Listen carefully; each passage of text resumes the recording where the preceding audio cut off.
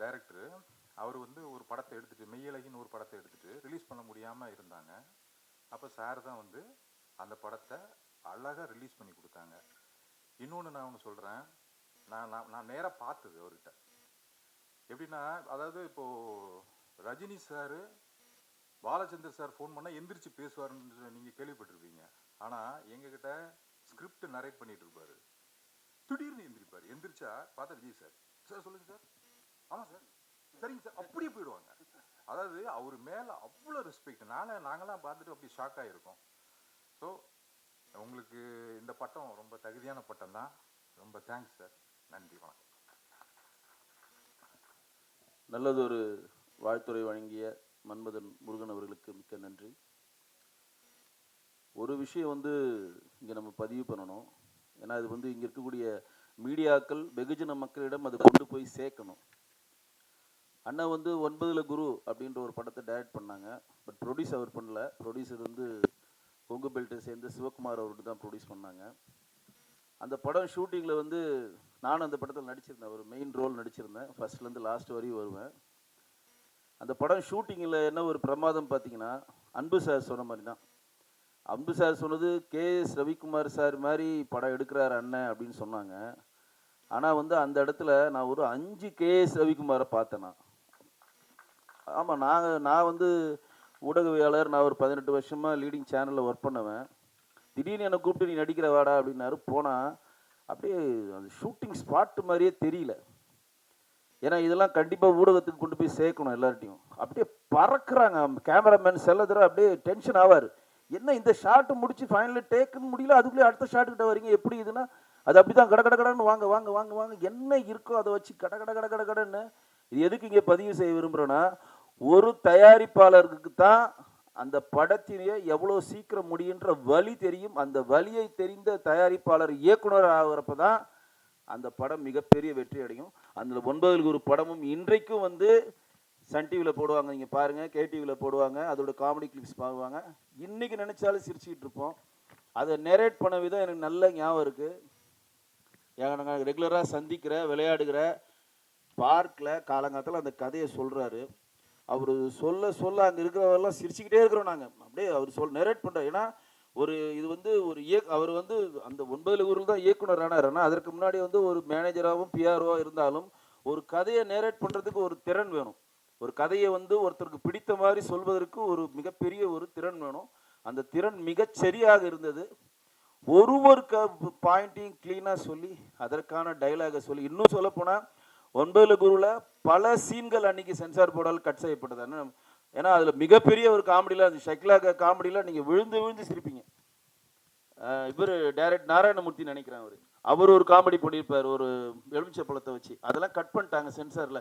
Chaplin Balu ஒரு comedy Nithyananda paste ஒன்று பண்ணார், அதெல்லாம் சென்சாரில் கட் ஆகிடுச்சு. ஆனால் அந்த டெலிட்டட் சீனெல்லாம் எடுத்து நீங்கள் இப்போ போட்டிங்கன்னா கூட அப்படி சிரிப்பீங்க. அந்த மாதிரி ஒரு மிக நிறைய நகைச்சுவை படம். ஒரு ஆபாசம் இல்லாமல் எல்லா குடும்பமும் பார்க்குற மாதிரி ஒரு தயாரிப்பாளராக, ஒரு PROவாக, ஒரு மேனேஜராக இருந்தவர் எப்படி இவ்வளோ பெரிய ஒரு 10 சேகர் ரவிக்குமார் மாதிரி வந்து கொண்டு வந்தார் அப்படின்றது மிகப்பெரிய ஒரு ஆச்சரியம். கண்டிப்பாக அதோடு அவர் தடம் மாறிடுச்சு. மன்மோகன் சார் கூட எங்களுக்கு அது வந்து ஹெல்ப் பண்ணி கொடுத்தார் 9ல் குருவில். அதுக்கப்புறம் காசேதான் கடவுளடான்னு ஒரு ரீமேக்கில் நாங்கள் வந்து ஸ்டார்ட் பண்ணி கிட்டத்தட்ட நடிகர்கள்லாம் ஃபைனலைஸ் பண்ணி ஷூட்டிங் போகிற டைமில் தான் விஜய் சார் வந்து அவருக்கு வந்து புலிப்படத்தினோட வாய்ப்பு கொடுத்ததுனால அது ட்ராப் ஆகி அப்படியே போய் அவர் ட்ராக்கே மாறி போயிடுச்சு. இல்லாட்டி இன்றைக்கு தமிழ்நாட்டில் தமிழ் திரையுலகம் ஒரு நல்ல இயக்குனரை இழந்திருக்குன்னு சொல்ல மாட்டேன், எதிர்காலத்தில் இருக்கும். இப்பயும் என்ன சொல்லுவார்னா, நாகர்கோவிலி சொல்லுவார், நம்ம பெரிய ஒரு ஹீரோட பேசிட்டேன், படம் ஸ்டார்ட் பண்ண போகிற ரெடியாருன்னு. கண்டிப்பாக நடிக்கும். நெக்ஸ்ட் வந்து தாமதமாக வந்தாலும் அண்ணனை வாழ்த்தியே தீர்வேன் என்று வந்திருக்கின்ற கோமல் சர்மா மேடம் அவர்களை மேடைக்கு அழைக்கிறேன்.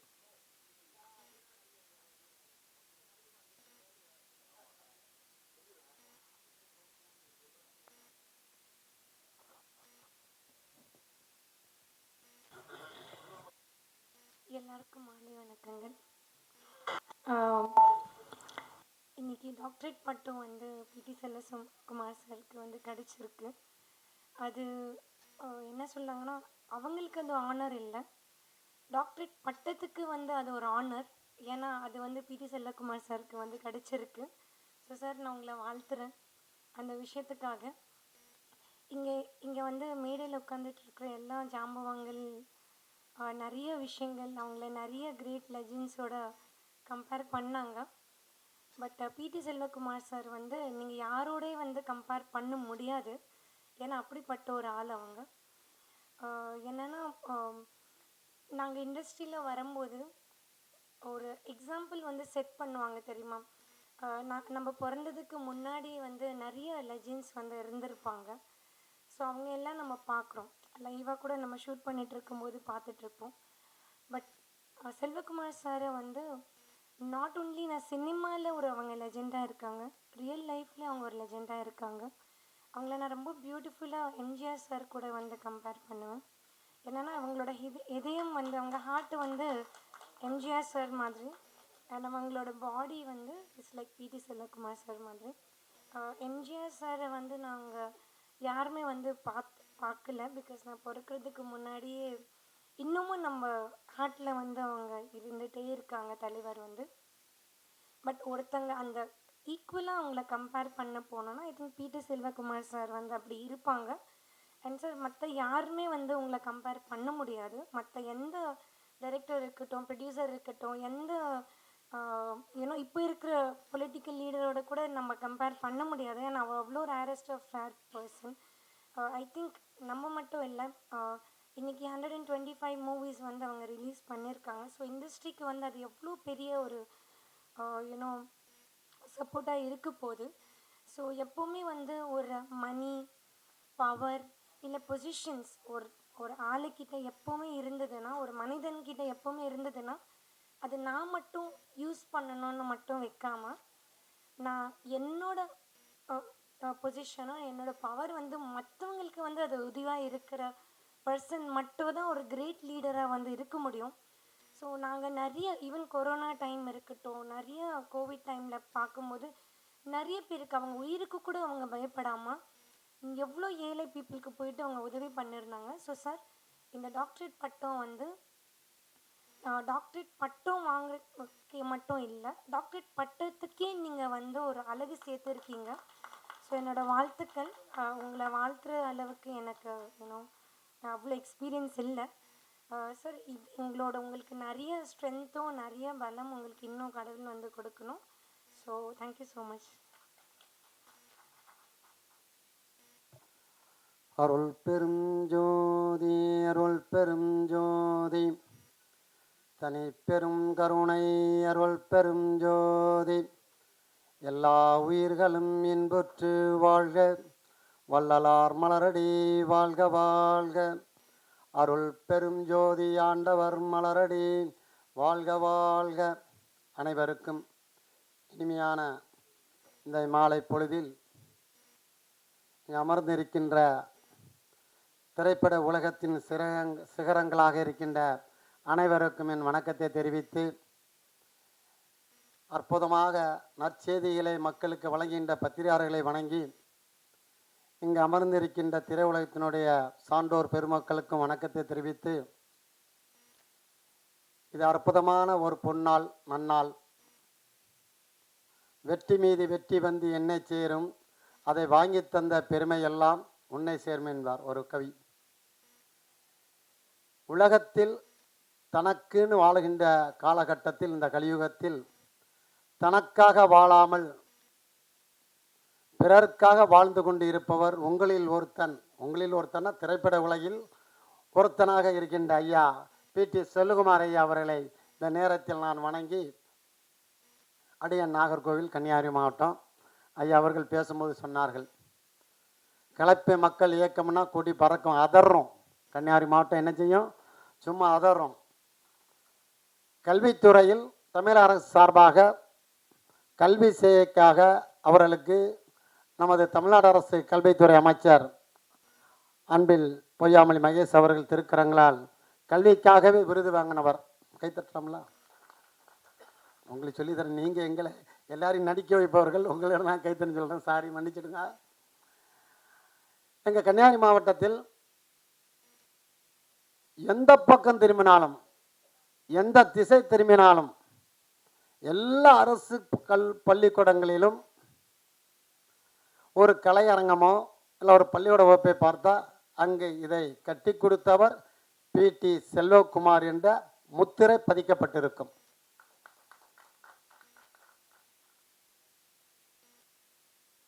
எண்ணன்ப எழுத்தன்ப இவ்விரண்டும் கண்ணன்ப வாழும் உயிருக்கு என்று வள்ளுவர் சொல்வார். ஒரு அற்புதமான மனிதர். திடீர்னு சொல்லுவார், சாமி அடுத்த வாரம் எத்தனாம் தேதி நம்ம அந்த பள்ளிக்கூடத்தில் கட்டிடம் திறக்கின்றோம், ஆகையால் கட்டிட திறப்புக்கு வாருங்கள்பாரு. ஏன்னா ஒரு அரசு பள்ளிக்கூடத்தில் ஒரு கட்டிடத்தில் ஒரு கட்டடம் திறக்கணும்னா ஒன்லி பெர்மிஷன் டிஸ்ட்ரிக்ட் கலெக்டர், மாவட்ட கல்வி அதிகாரி இதெல்லாம் வாங்கணும். ஆனால் அவருக்கு எப்படி கிடைக்குன்னு தெரில. நான் அசைந்தால் அசையும் அகிலமெல்லாம் என்று சொன்னது போல் அவர்கள் மாதத்துக்கு ஒரு, இல்லைன்னா 10 ஆண்டுக்கு ஒரு, 5 ஆண்டுக்கு ஒரு, 2 ஆண்டுக்கு ஒரு கூட ஒரு பள்ளிக்கூடத்தை திறப்பாங்க. ஆனால் நமது பிடி செல்வகுமார் ஐயா அவர்கள் மாதத்துக்கு 2வது, குறைந்தது 2வது அரசு வகுப்பு கட்டிடங்களோ இல்லைன்னா கலையரங்கமோ கட்டி கொடுத்து திறந்து வைப்பார்கள். கன்னியாகுமரி மாவட்டத்தில் வாழ்வும் கல்விக்காக வாழும் காமராஜர் என்று அவரை அழைப்பார்கள். இந்த அவர்கள் திரையுலகில்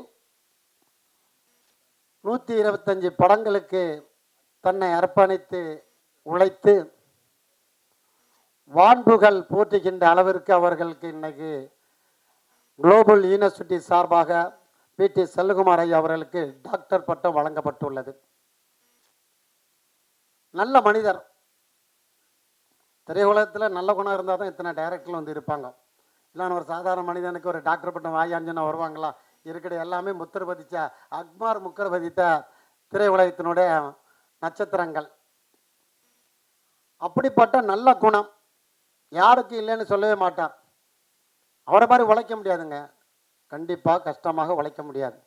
கன்னியாகுமரி மாவட்டத்தில் ஒரு தனி அங்கீகாரம் கலப்பை மக்கள் இயக்கம்.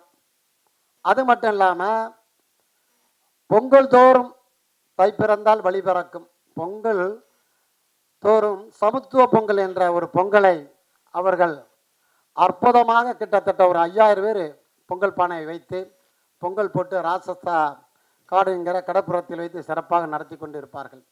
அப்படிப்பட்ட ஒரு மனிதர். அப்படிப்பட்ட மனிதர் உழைப்பில், திரையுலகில் உழைப்பில் நமது புரட்சி தளபதியாக வலம் வந்து கொண்டிருக்கின்ற விஜய் அவர்களிடம் 25 ஆண்டு காலம் பிஆர்ஓவாகவும் மேனேஜராகவும் அவர்கள் பணிபுரிந்து உள்ளார்கள்.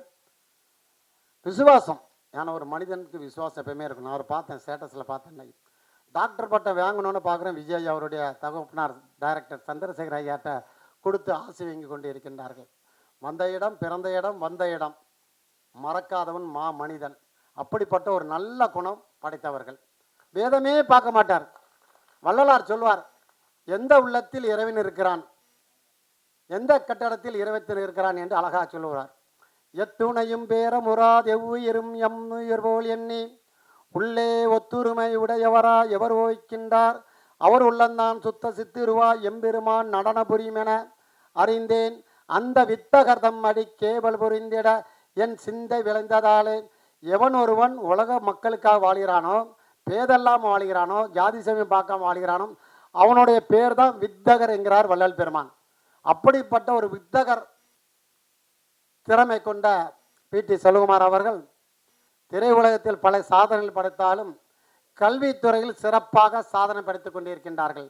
வருகின்ற 12/10/2025 அவர்களுக்கு எங்கள் வள்ளலார் பேரை, மாநில வள்ளலார் பேரை சார்பாக கல்வி திலகம் என்ற வள்ளலார் விருது வழங்கி அவர்களுக்கு பட்டம் வழங்குகின்றேன். ஆனால் வள்ளலார் சொல்வார், நான் அவர்கிட்ட நீங்கள் திரையுலகில் பழகிருந்தாலும் நான் குறைஞ்ச ஒரு 7-8 வருஷமாக தான் பழக்கம். அவருடைய ஒவ்வொரு மூமெண்ட்ஸும், அவருடைய ஒவ்வொரு அசைவும் அது எனக்கு தெரியும்.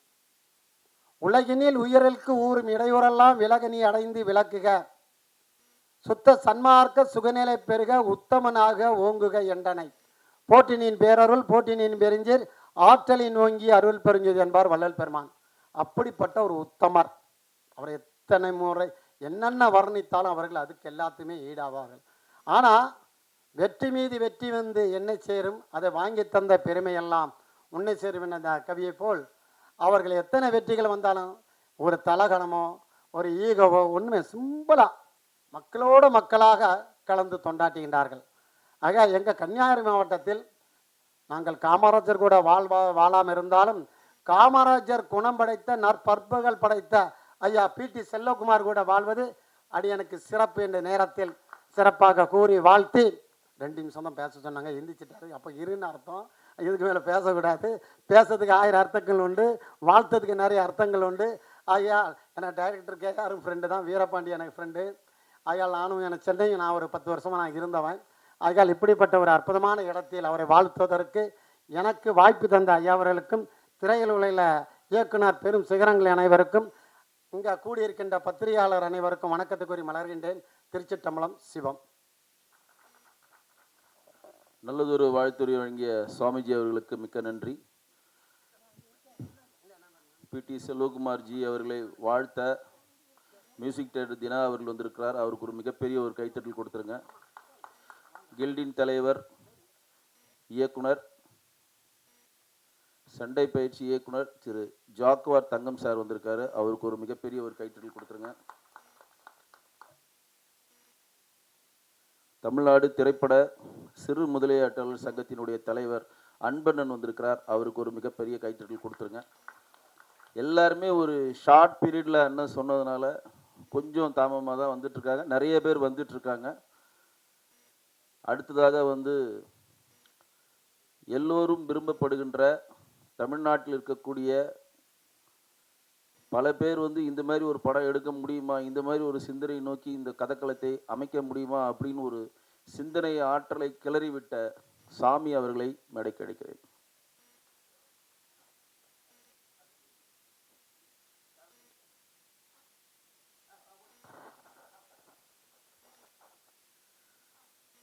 அனைவருக்கும் வணக்கம். மேடையில் வந்திருக்கும் இயக்குனர் சார், தொழில்நுட்ப கலைஞர்கள், பத்திரிகையாளர் அனைவருக்கும் வணக்கம். இந்த 125 படம் சார் ரிலீஸ் பண்ணியிருக்காரு, செல்வகுமார் சார். அதில் 2 படம் என்னோட படம். ஒன்று மிருகம். அப்போ புது ஹீரோ, அப்புறம் சூழ்நிலை காரணமாக சில விரும்பத்தக்காத விஷயங்கள் நடந்துச்சு. அதையெல்லாம் மீறி எல்லா ஏரியாவையும் விற்று இந்த மக்கள்கிட்ட கொண்டு போய் அந்த படத்தை சேர்த்தது முக்கியமான காரணம் செல்வகுமார் சார். ஏன்னா அந்த படம் ரொம்ப சின்ன படம், ஹீரோ புதுசு, ப்ரொடியூசர் புது ஆள், அதை அப்படி கொண்டு போய் சேர்த்தாங்க. அதுக்கு அடுத்தது எனக்கு சிந்து சமவெளிங்கிற ஒரு படத்தை டிசைன் பண்ணி கொடுத்தாங்க. சினிமாவில் 125 படம் ரிலீஸ் பண்ணுறங்கிறது பெரிய விஷயம். அதே மாதிரி அவரோட கலப்பை மக்கள் இயக்கம், அது மூலமாக சார் செய்கிற சேவை, இது எல்லாத்துக்கும் சிகரம் வச்சது மாதிரி அவருக்கு டாக்டர் பட்டம் கொடுத்தது சரியான ஒரு அங்கீகாரம். அவர் மென்மேலும் வளர வாழ்த்துக்கள். நன்றி.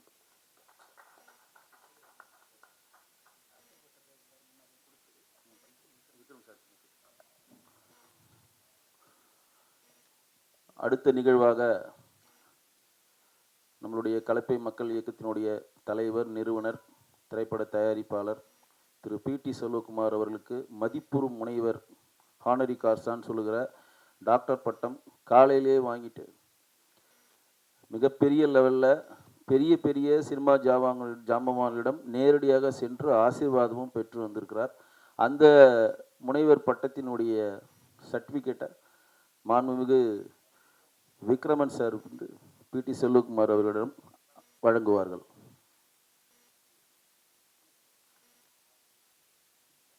ஒரு 2 நிமிஷம்னாச்சும் பேசணும். ஏன்னா அவர் ஒரு சிறந்த நண்பர், சிறந்த பண்பாளர்ன்றதை தாண்டி என்னுடைய குருநாதர் அவர். என் குருநாதருக்கு என்னுடைய முதல் வணக்கத்தை தெரிவிச்சுக்கிறேன். ஏன்னா இந்த வெங்கடேஷ் இந்த மேடையில் இப்படி பேசுகிறேன்னா அதுக்கு ஒரு மூல காரணம் அவர் தான். அவர் தான் என்னை முதல்ல மேடையில் ஏற்றி நீ பேச முடியும், நீ பேச ஆரம்பின்னு சொன்னார். எதுக்கு இதை இங்கே பதிவு செய்ய விரும்புகிறேன்னா, அவருடைய கைகள் மோதிர கைகள். அந்த கைகளில் கொட்டுப்பட்டவர்களெல்லாம் இன்றைக்கு சினிமாவில் மிகப்பெரிய இடத்தை நோக்கி நகர்ந்துட்டுருக்காங்க. அந்த வகையில் அவருடைய மோதிர கையில் குட்டுப்பட்டவன் நான் என்பது சொல்வதில் மிக பெருமை அடைகிறேன். அவருக்கு இந்த டாக்டர் பட்டம் மிக மிக தாமதமாக கொடுக்கப்பட்டிருக்கிறது அப்படின்னு தான் நான் இங்கே பதிவு செய்ய விரும்புகிறேன். ஏன்னா வந்து இன்றைக்கி டாக்டர் பட்டம்லாம் எப்படி கொடுக்குறாங்கன்னு உங்களுக்கே தெரியும். சாதாரண ஆள்லாம் இங்கே டாக்டர் பட்டம் வராங்க. நான் கூட ஒரு வாட்டி அண்ணங்கிட்ட சொன்னேன், யாரோ வாங்குறாங்க, நீங்கள் ஏன்னா வாங்க மாட்டேன்ட்டீங்க அப்படின்றப்ப அவர்கிட்ட என்ன சொன்னார்னா, நாம் வந்து ஏதோ ஒரு விஷயத்தை சாதித்தோம், சமுதாயத்துக்கு ஏதோ ஒரு நல்ல விஷயம் பண்ணியிருக்கோம், சமுதாயத்தில் நம்மளால் 4 பேர் பயனடைகிறார்கள், சமுதாயத்தில் என்னாலான உதவிகளை செய்து கொண்டிருக்கிறேன், இதை பார்த்து என் சமுதாய பணியை பார்த்து நான் தொடர்ந்து மக்களுக்கு சேவை செய்கின்ற அந்த பாங்கினை பார்த்து யாருன்னா ஒருத்தர் ரெகக்னைஸ் பண்ணாங்கன்னா அன்னைக்கு நான் வாங்குறேன் முனைவர் பட்டனாரு. இன்னைக்கு பண்ணிட்டாங்க, வாங்கிட்டாரு. பெரிய கைத்தட்டல் கொடுக்குறீங்க. நீங்கள் எல்லாருமே வந்து பிடி செல்வகுமார் சாமரை வந்து ஒரு பட தயாரிப்பாளராக, ஒரு பத்திரிகையாளராக, ஒரு பிஆராக, பர்சனல் மேனேஜராக, புலி, போக்கி ராஜா, பந்தா பரமசிவன் போன்ற படங்களை தயாரித்தவரும், சின்ன சின்ன படங்களில் இல்லாமல் பெரிய பெரிய படங்களில் சிறு சிறு வேடங்களில் நடித்த நடிகராகவும் தான் பார்த்துருப்பீங்க. ஆனால் அவர் மிகப்பெரிய ஒரு போராளி நீங்கள் நிறைய பேருக்கு தெரியாது. ஏன்னா அவர் வந்து ஒரு கலப்பை மக்கள் இயக்கம் அப்படின்னு சொல்லி ஒரு இயக்கத்தை வச்சு இன்றைக்கு கன்னியாகுமரி மாவட்டத்தில், இங்கே கன்னியாகுமரி மாவட்டத்தை சேர்ந்தவர்கள் எத்தனை பேர் இருக்காங்கன்னு எனக்கு தெரியாது, அந்த மாவட்டத்தில் நீங்கள் கால் எடுத்து வச்சிட்டிங்கன்னா எங்கே திரும்பினாலும் கலப்பை மக்கள் இயக்கத்தினுடைய போஸ்டர்ஸ், பேனர் இல்லாமல் அந்த மாவட்டத்தில் நீங்கள் போகவே முடியாது. ஏன்னா அந்த மாவட்டத்தில் இருக்கின்ற கிறிஸ்தவ மதத்தை சேர்ந்தவர்களுக்கும், இந்து மதத்தை சேர்ந்தவர்களுக்கும், இஸ்லாமிய மதத்தை சேர்ந்தவர்களுக்கும் எந்த மத பாகுபாடு பண்ணாமல் ஒவ்வொரு மதத்தினர்களுக்கும் தன்னாலான உதவிகளை செய்திருக்கிறார். பெரிய பெரிய பள்ளிக்கூடங்களில் அவர் படித்த பள்ளிக்கூடங்கள், அவர் படித்த கல்லூரி, அது மட்டும் இல்லாமல் யார் எந்த பள்ளியில் வந்து ஒரு சின்ன கலையரங்கம் கட்டி கொடுங்கன்னு கேட்டாங்கன்னா உடனடியாக, இதை நல்லா நீங்கள் நோட் பண்ணணும், உடனடியாக எந்தவித டொனேஷன்ஸும் இல்லாமல், யாருடைய கையும் எதிர்பார்க்காமல் தன்னுடைய சொந்த பணத்தில் இருந்து ஆயிரக்கணக்கான கலையரங்கம் கட்டி கொடுத்துருக்கிறார். எவ்வளோ பெரிய விஷயம் பாருங்க. யார் பண்ணுவா இன்னைக்கு சொல்லுங்க? ஒரு துறவி மாதிரி வாழ்ந்துட்டு இருக்காரு. அவரோட ஃபேமிலி ஃபுல்லாக இங்கே தான் இருக்கு. அண்ணன் ஃபுல்லாக கன்னியாகுமரியில் தான் இருக்கார். கலையரங்கம் மட்டுமல்ல, அங்கே இருக்கக்கூடிய எல்லா பொது நிகழ்வுகளிலும் தன்னால் ஆண்ட உதவிகளை செய்து கொண்டிருக்கிறார். அந்த கலப்பை மக்கள் இயக்கம் மிகப்பெரிய லெவலில் வளர்ந்திருக்கின்ற ஒரே காரணத்துக்கான சாட்சி என்னன்னா, மாண்புமிகு தமிழக முதலமைச்சர் மு.க. ஸ்டாலின் அவர்கள் வந்து அனைத்து கட்சி கூட்டம் ஒன்று கூட்டினாங்க. அந்த அனைத்து கட்சி கூட்டத்தில் கலப்பை மக்கள் இயக்கத்துக்கு அவங்க கூப்பிட்டுருந்தாங்க. எவ்வளோ பெரிய விஷயம் பாருங்க. ஒரு தனி மனிதனாக ஒரு இயக்கத்தை ஆரம்பித்து அந்த இயக்கத்தை கன்னியாகுமரி மாவட்டத்தில் வேர் விட்டு வளர்த்தி நீங்கள் மரமாகி விருட்சகமாறி ஒரு கவர்மெண்ட்டே கூப்பிட்டு இந்த இயக்கம் வந்து இந்த மாவட்டத்துக்கு நிறைய நல்பணிகள் செய்கிறாங்க, நிறைய சர்ச்சஸ்க்கு கட்டித்தராங்க, நிறைய ஸ்கூல்ஸ்க்கு கலையரங்கம் கட்டித்தராங்க, கழிப்பிடங்கள் கட்டித்தராங்க, எங்கெங்கு யார் யாருக்கு மீனவர்களுக்கு ஒரு பிரச்சனை அந்த இடத்துல அவங்களுக்கு என்ன தேவையோ அந்த மாதிரி விஷயங்களை பண்ணுறாங்கன்றது நம்ம சொல்லலை, நம்ம யார்கிட்டையும் போய் சொல்லலை. கலப்பல் மேக்கத்தில் இருக்கிற பிடி செல்வகுமார் இதெல்லாம் பண்ணுறாரு நாமெல்லாம் சொல்லலை. நாங்கள் ஃபேஸ்புக்கில் போடல, ட்விட்டரில் போடல, எதுலேயுமே போடல. தமிழக அரசு வைத்துக்கின்ற உளவுத்துறை அதை பார்க்கிறது.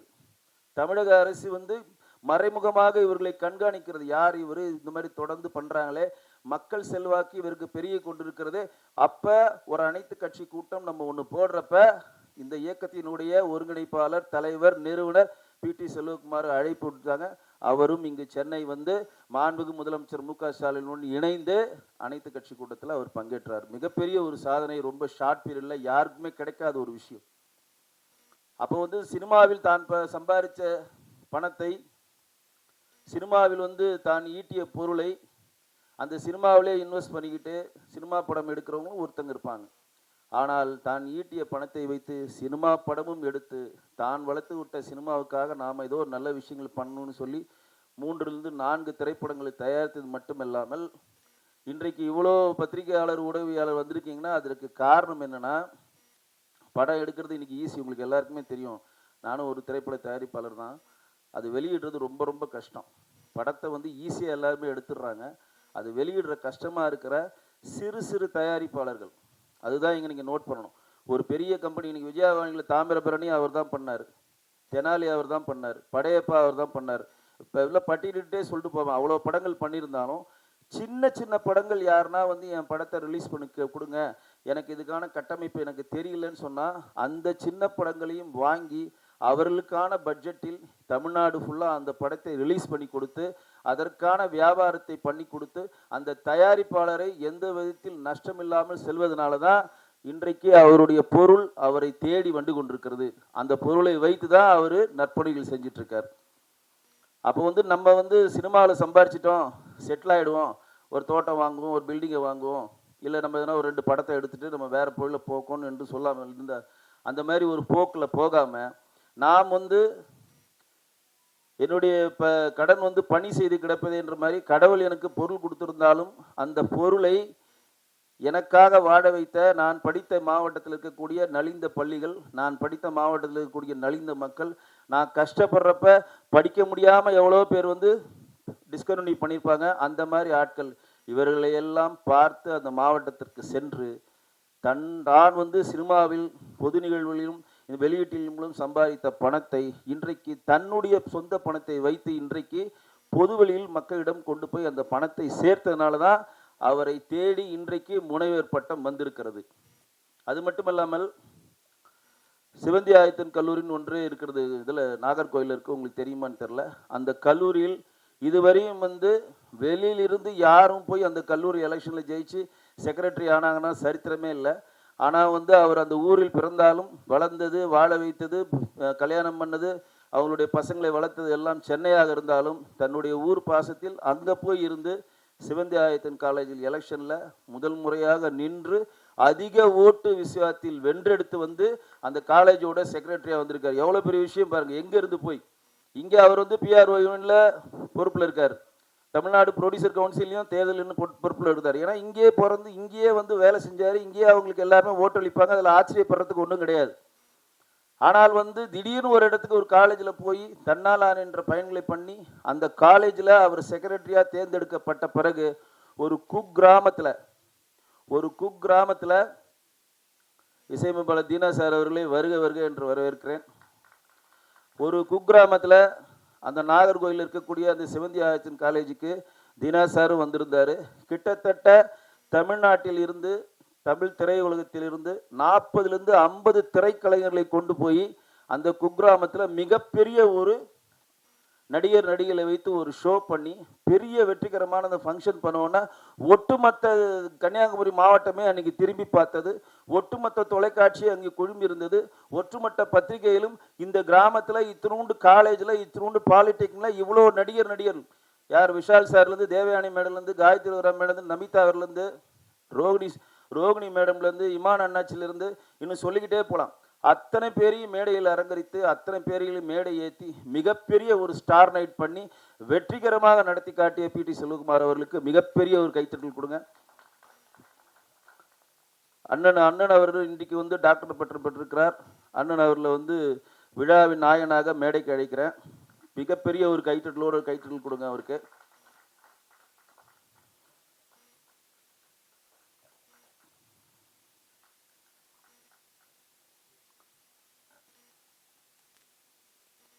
முதல் முறையாக சென்னையில் இருந்து நாம் வந்து உணவுப் பொருட்களும் காய்கறியும் ஒரு வேனில் அமிச்சோம்.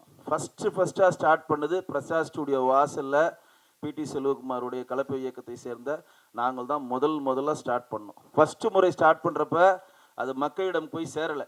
ஏன் சேரலைன்னா அதை ஸ்டார்ட் பண்ணுறப்ப எந்த ஒரு மீடியா பப்ளிசிட்டி எங்களுக்கு கிடைக்கல. அப்போ தான் அண்ணன் சொன்னார், இவ்வளோ கஷ்டப்பட்டு பண்ணியிருக்கோம், இது எங்கேயுமே போய் சேரலையே, நம்மளை பார்த்து யாருமே ஹெல்ப் பண்ணலையேன்னு சொல்கிறப்ப தான் மறுநாளும் அதே மாதிரி ஒரு மிகப்பெரிய ஒரு கோயம்பேட்டில் விடிய காலம் 4 மணிக்கு அவரே நேராக போனார். போயிட்டு காய்கறி, அரிசி, முட்டை எல்லாம் ஒரு பெரிய வேனில் வாங்கி கீழே கலப்பை மக்கள் இயக்கம்னு போட்டு பிரசாத் ஸ்டுடியோ வாசலில் டிஆர் சார் வந்து கொடி அசைச்சு அதை தொடங்கி வைத்தார். டிஆர் சார் தொடங்கி வச்சு அதை வாழ்த்தி பேசின உடனே தமிழ்நாட்டில் இருக்கக்கூடிய இண்டு பொண்டு சந்து எல்லா இடத்துலையும் போய் ரீச் ஆன உடனே தான் மற்ற இயக்கங்கள் மற்ற தொண்டு நிறுவனங்கள்லாம் ஆஹா நம்மளும் வந்து நம்ம ஏதோ ஒரு நிவாரண பொருளை அந்த ஊருக்கு அனுப்பணும்னு சொல்லி அனுப்ப ஸ்டார்ட் பண்ணாங்க. அதுதான் முதல் மூல காரணம். இது வந்து ஊடகவியாளர் கொண்டு போய் வெகுஜன மக்கள்கிட்ட சேர்க்கணுன்றதுக்காக தான் இங்கே பதிவு செய்ய விரும்புகிறேன். அது மட்டுமல்லாமல் ஒரு ஜப்பானிய பழமொழியாக இருக்கின்ற மீனை வந்து பிடிக்க கொடுக்காத கற்றுக் கொடுங்க அப்படின்னு சொல்லி ஒரு பழமொழி இருக்கும். மீனை கையில் கொடுக்காம கற்றுக் கொடுங்க அப்படின்னு. பட்டுக்கோட்டையில் இதேமாரி கஜா புயலப்ப அங்கே பாதிக்கப்பட்ட மக்கள்கிட்ட நாங்கள் நேரடியாக போய் யாருக்கும் பண உதவி செய்யலை. நேரடியாக போய் யாருக்கும் அரிசி பருப்பு வழங்கலை, நேரடியாக போய் யாருக்கும் வாழ்த்துக்களையோ தன்னுடைய துத்தங்களை பகிர்ந்திருக்கா நாங்கள் வந்திருக்கோம்னு சொல்லலை. என்ன பண்ணாருன்னா, பட்டுக்கோட்டையில் போய் அங்கே இருக்கக்கூடிய வாழ்வாதாரத்தை பாதித்த 101 குடும்பங்களை தேர்ந்தெடுத்து 101 பசு மாடுகளை அண்ணா வழங்கினார். யாரை வச்சுன்னா, ஜிவி பிரகாஷ் அன்றைக்கி வந்து அண்ணனுடைய ஜெயில் படத்தில் வந்து ஒப்பந்தமாக இருந்தார். அன்றைக்கு ஜிவி பிரகாஷ் சார் அங்கே நேரடியாக வந்து 101 பசுமாடுகளை ஒவ்வொரு பயனாளிகிட்டையும் கையில் கொடுத்து அவங்க வாழ்வாதாரத்தில் விலக்கேற்றி வைத்த இயக்கம் தான் கலப்பை மக்கள் இயக்கம். அது முடிஞ்ச ஒரே வாரம் தான், ஒரு வாரம் கூட இருக்காது எனக்கு தெரிஞ்சு, ஒரு 2-3 நாள் தான். திருச்சி வல்லம் ரோட்டுக்கு நடுவில் இருக்கக்கூடிய ஒரு கல்லூரியில் கின்னஸ் ரெக்கார்டு இதெல்லாம் வந்து ஊடகம் கொண்டு போய் சேர்க்கணும். 1001 ஆடுகளை அந்த ஒரு காலேஜ் உள்ள கொண்டு வந்து அடைக்கிறோம். கொரோனா டைமில் யாருமே வீட்டை விட்டு வெளியே வர மாட்டாங்க. அந்த டைமில் புயல் வீசுது, கொரோனா டைம் கிடையாது, புயல் டைம். அது புயல் வீசுது, யாருமே வெளியே வராதப்போ நானும் அவரும் தான் போகிறோம். இங்கேருந்து எதில் போகிறோம்? டாடா ஏசியில் போகிறோம். ஒரு கிராமமாக போய் எனக்கு கொஞ்சம் ஆட்டுக்குடி கொடுங்க, எங்களுக்கு மாடு கொடுங்க, காசு தரணும்னா அடிக்க வரானுங்க சில பேர். ஏன்னா வளர்க்குற மாட்டை கேட்குறேன், வளர்க்குற ஆட்டை கேட்குறேன். அப்போ ஒவ்வொருத்தர்கிட்டையும் சொல்லி எதுவுமே பண்ண முடியாதுன்ற ஒரு சூழ்நிலையில் 1001 ஆடுகளை ஒரு கல்லூரியில் அடைத்து அந்த 1001 பயனீட்டாளர்களுக்கு கவிஞர் வைரமுத்தை வைத்து 1001 ஆடுகளை கொடுத்தோம். எவ்வளோ பெரிய விஷயம் பாருங்கள். என்றைக்கு டிஆர் என்றைக்கு தொடங்கி வைத்தாரோ அதிலிருந்து ஒரு செலிபிரிட்டிஸ் வைஸாக கொடுக்கணும், அப்போ தான் மீடியா பார்வை பெறும், எல்லா அடியும் கொண்டு போய் சேர்க்க முடியுன்றதுக்காக இது பண்ணோம். அதுக்கப்புறம் கொரோனா பீரியட் வந்தது. நீங்கள் நம்புங்களா எனக்கு தெரியாது. கொரோனா பீரியடில் நானும் அண்ணன் பிடி செல்வகுமார் அண்ணனும் ஒரு நாள் கூட வீட்டில் தங்கினதே கிடையாது. எங்களெல்லாம் வீட்டுக்குள்ளே சேர்க்கவே மாட்டாங்க. நான்லாம் வீட்டுக்குள்ளே போனால் ஹால்லே படுத்துக்கணும், அங்கேயே குளிச்சுக்கணும், அங்கேருந்து அப்படியே கிளம்பினோம். ஏன்னா முழுக்க சேவை மனப்பான்மையோடு வெளியில் தான் இருந்தோம். டெய்லி நம்ப மாட்டீங்க, டெய்லி 100 மூட்டை அரிசி வாங்குவார். அது இங்கே ஒருத்தர் கேஸ் கொடுத்துட்டான். இங்கே சிகரமாலில் வடமல்லியில் நீங்கள் வந்து முகக்கவசம் அடைய மாட்டேன்றீங்க, நீங்கள் வந்து ரொம்ப கூட்டம் இங்கே கூடுதுன்னு சொல்லி ஒருத்தர் கமிஷனர் ஆஃபீஸில் கேஸ் கொடுத்ததுலேருந்து அங்கே ஸ்டாப் பண்ணி எங்கே கொட்டிவாக்கத்தில் சரத்குமாரோடைய தோட்டத்துக்கு பக்கத்தில் ஜெயபாரதி மேடமுடைய சகோதரோட ஒரு தோட்டம் இருக்குது. அந்த தோட்டத்தில் வைத்து பயனீட்டாளர்களும் அங்கே கொண்டு வந்து ப்ரெஸ் எல்லாம் அங்கே கொண்டு வந்து கிட்டத்தட்ட நம்ப மாட்டீங்க 100 நாட்கள் டெய்லி 100 கிலோ அரிசி 100 மூட்டை அரிசி டெய்லி வந்து மளிகை கடை சாமான்கள் கொடுத்து அந்த கொரோனா பீரியடில் வாழ்வாதாரத்தை மேம்படுத்தணும். ரேஷன் கடையே இல்லாத பர்மா காலின்னு ஒன்று இருக்குது. நீங்கள் இப்போ கூட நீங்கள் பார்க்கலாம், கோவளத்துக்கிட்ட போனீங்கன்னா. ஆமாம், இல்லை எல்லா நடிகரும் அதுதான் சொல்லிட்டேனே. இங்கேருந்து எல்லா நடிகரையும் கூப்பிட்டு போகிற பணி என்னோட பணி. யோகி பாபு சார், இமான் அண்ணாச்சி, ஜிவி பிரகாஷ், யார் அன்றைக்கு பெரிய நடிகர்களாக இருந்தாலும் அவர்கள் எல்லாம் இங்கேருந்து கூட்டிகிட்டு போய் எவ்வளோ தூரம் யோசிக்கங்க. கொட்டிவாக்கத்தில் வைத்து எல்லா மீடியா நண்பர்களையும் அங்கே வர வைத்து டெய்லி தினசரி மாலை பேப்பரில் நாங்கள் பண்ண உதவித்தொகை வந்துக்கிட்டே இருந்துச்சு. ஒரு நாள் 2 நாளில் விஷால் சார் ஹெல்ப் பண்ணார். அப்போ கிட்டத்தட்ட 6-7 மாதமாக தொடர்ந்து இந்த பணியை கலப்பை மக்கள் இயக்கம் அன்று செய்தது. இன்று அவர் கன்னியாகுமரி போயிட்டார். கன்னியாகுமரி போனதுனால நான் இருக்கிற இடத்தில் எல்லா ஏழைகளுக்கும் உணவளிக்கணும் அப்படின்ற ஒரு கான்செப்ட் நோக்கி நகர்ந்ததுனால தான் கிட்டத்தட்ட பொங்கல் விழாலாம் அந்த மாதிரி பொங்கல் 10,008 5008 பானைகளை வைத்து மிகப்பெரிய ஒரு பொங்கல் விழா கடற்கரையில் மீன நண்பர்களை வந்து இன்றைக்கும் வந்து நீங்கள் அந்த ஊரில் போய் கேட்டிங்கன்னா மீனவ நண்பர்கள் 10 நிமிஷத்தில் அண்ணன் பேர சொன்னா அவங்களை கூட்டிகிட்டு போய் வீட்டில் விட்டுருவோம். அந்தளவு ஒரு மிகப்பெரிய ஒரு பாங்கான ஒரு கட்டமைப்பை இங்கே ஏற்படுத்தி வைத்திருக்கிறார். ஒட்டுமொத்த சமுதாயத்தில் இருக்கக்கூடிய எல்லோருக்கும், குறிப்பாக சொல்லப்போனால் கிறிஸ்தவ மக்களுக்கு வேண்டிய, அதாவது எந்தெந்த கிறிஸ்தவ மக்களுக்கான சர்ச்சை வந்து சிதிலமடைந்து இருக்கிறதோ அந்த சர்ச்சையெல்லாம் தத்தெடுத்து ஜாதி மதம் பார்க்காமல் இன்றைக்கு எவ்வளோ சர்ச்சை கட்டி கொடுத்துருக்காரு. அதெல்லாம் நீங்கள் அங்கே போனால் தெரியும். இதெல்லாம் எவ்வளோ பெரிய விஷயம்னு பாருங்கள். கலையரங்கம் கட்டி கொடுக்குறதுலாம் ஒரு சாதாரண விஷயம் இல்லைங்க. நீங்கள் சும்மா நான் ஒரு தையல் மிஷின் கொடுத்துட்டேன், ஒரு நோட்டு புத்தகம் கொடுத்துக்கிட்டேன், ஒரு சின்ன பொருள்களை கொடுத்துட்டேன், எனக்கு போடுங்கன்றதுலாம் அதெல்லாம் சாதாரண விஷயங்கள். ஆனால் ஒரு கலையரங்கம் கட்டணும்னா மினிமம் 20 லட்சம் 30 லட்சம் இல்லாமல் ஒரு அரங்கம் கட்ட முடியாதுங்க. அந்த 20 லட்சம் 30 லட்சத்தையும் தன்னுடைய உழைப்பால் சம்பாதித்த பணத்தை வைத்து அவர் கொடுப்பதனால தான் இன்றைக்கு கன்னியாகுமரியில் அசைக்க முடியாத ஒரு சக்தியாக அவர் இருக்கிறார். அது வந்து எவ்வளோ பெரிய பாங்கு பாருங்க. அதனால தான் நான் முன்னாடி பதிவு செய்தே நினைவுவிட்ட விரும்புகிறேன். அவர் மோதிர கையால் குட்டுப்பட்டவர் தான் தென்மேற்கு பருவ காற்றுன்ற படத்தின் மூலம் இன்றைக்கு மிகப்பெரிய ஒரு ஸ்டாராக விலகி கொண்டிருக்கின்ற விஜய் சேதுபதி. அந்த படத்தை வெளியிட்டார், அண்ணன் தான் வெளியிட்டார். இன்னைக்கு பார்க்கிங் படத்தின் மூலம் தேசிய விருது வரையும் கிட்டை வரையும் சென்ற ஹரீஷ் கல்யாண் அவர்களை முதல் முறையாக கொண்டு வந்தது அண்ணன் தான் கொண்டு வந்தார். நிறைய பேருக்கு இது தெரியுமான்னு தெரியல. ரவிக்குமார் சார் ஆகட்டும், ஏஆர் ரஹ்மான் சார் ஆகட்டும், கமல் சார் ஆகட்டும், ரஜினி சார் ஆகட்டும், கிட்டத்தட்ட விஜய் சார்ட்டு தான் அவர் இருந்தாருன்னு தான் பேர். ஆனால் ஒட்டுமொத்த நடிகர்களிடம் ஒரு நட்பு வட்டத்தில் இருக்கிறார். அண்ணன் சொன்ன மாதிரி 3 மணி நான் 2 மணிக்கு சொன்னதுனால தான் இங்கே பெரிய பெரிய ஜாம்பவான்கள் வர முடியாமல் போயிட்டு இருந்தது. ஆனாலும் மேடையில் இருப்பவர்கள் எல்லாருமே மிகப்பெரிய ஒரு ஜாம்பவான்கள் தான். அந்த வரிசையில் மிகப்பெரிய லெவலில் தொழில்துறையில் முன்னேறி ஒன்றுமே இல்லாமல் இருந்தாலும் உழைப்பு மட்டும் மூலதனமாக கொண்டு நம் வாழ்வில் பெரிய இடத்தை அடையலாம் என்றதுக்கு எடுத்துக்காட்டாக விளக்கின்ற கிங் மேக்கர் ராஜசேகர் அவர்களை அன்னை வாழ்த்த அழைக்கிறேன்.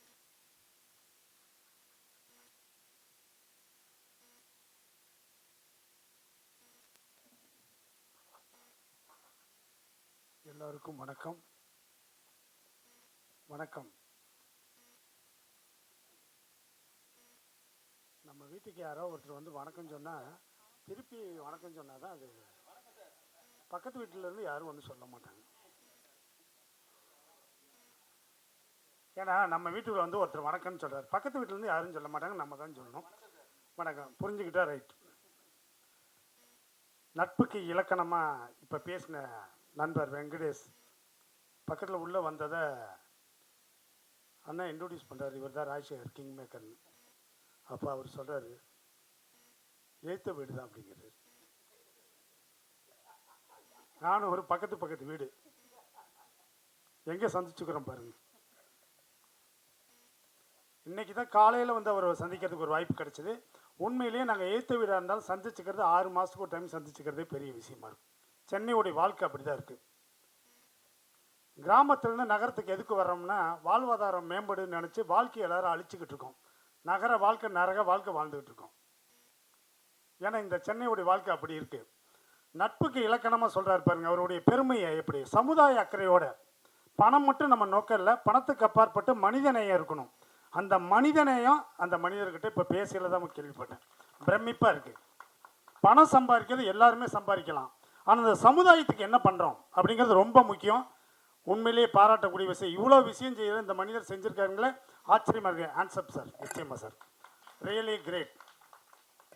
அது சினிமா தொழிலில் இருந்துட்டு இவ்வளோ அருமையாக கலப்பின்னு ஒரு இயக்கத்தை வேறு நடத்துகிறாருன்னு சொன்னாங்க.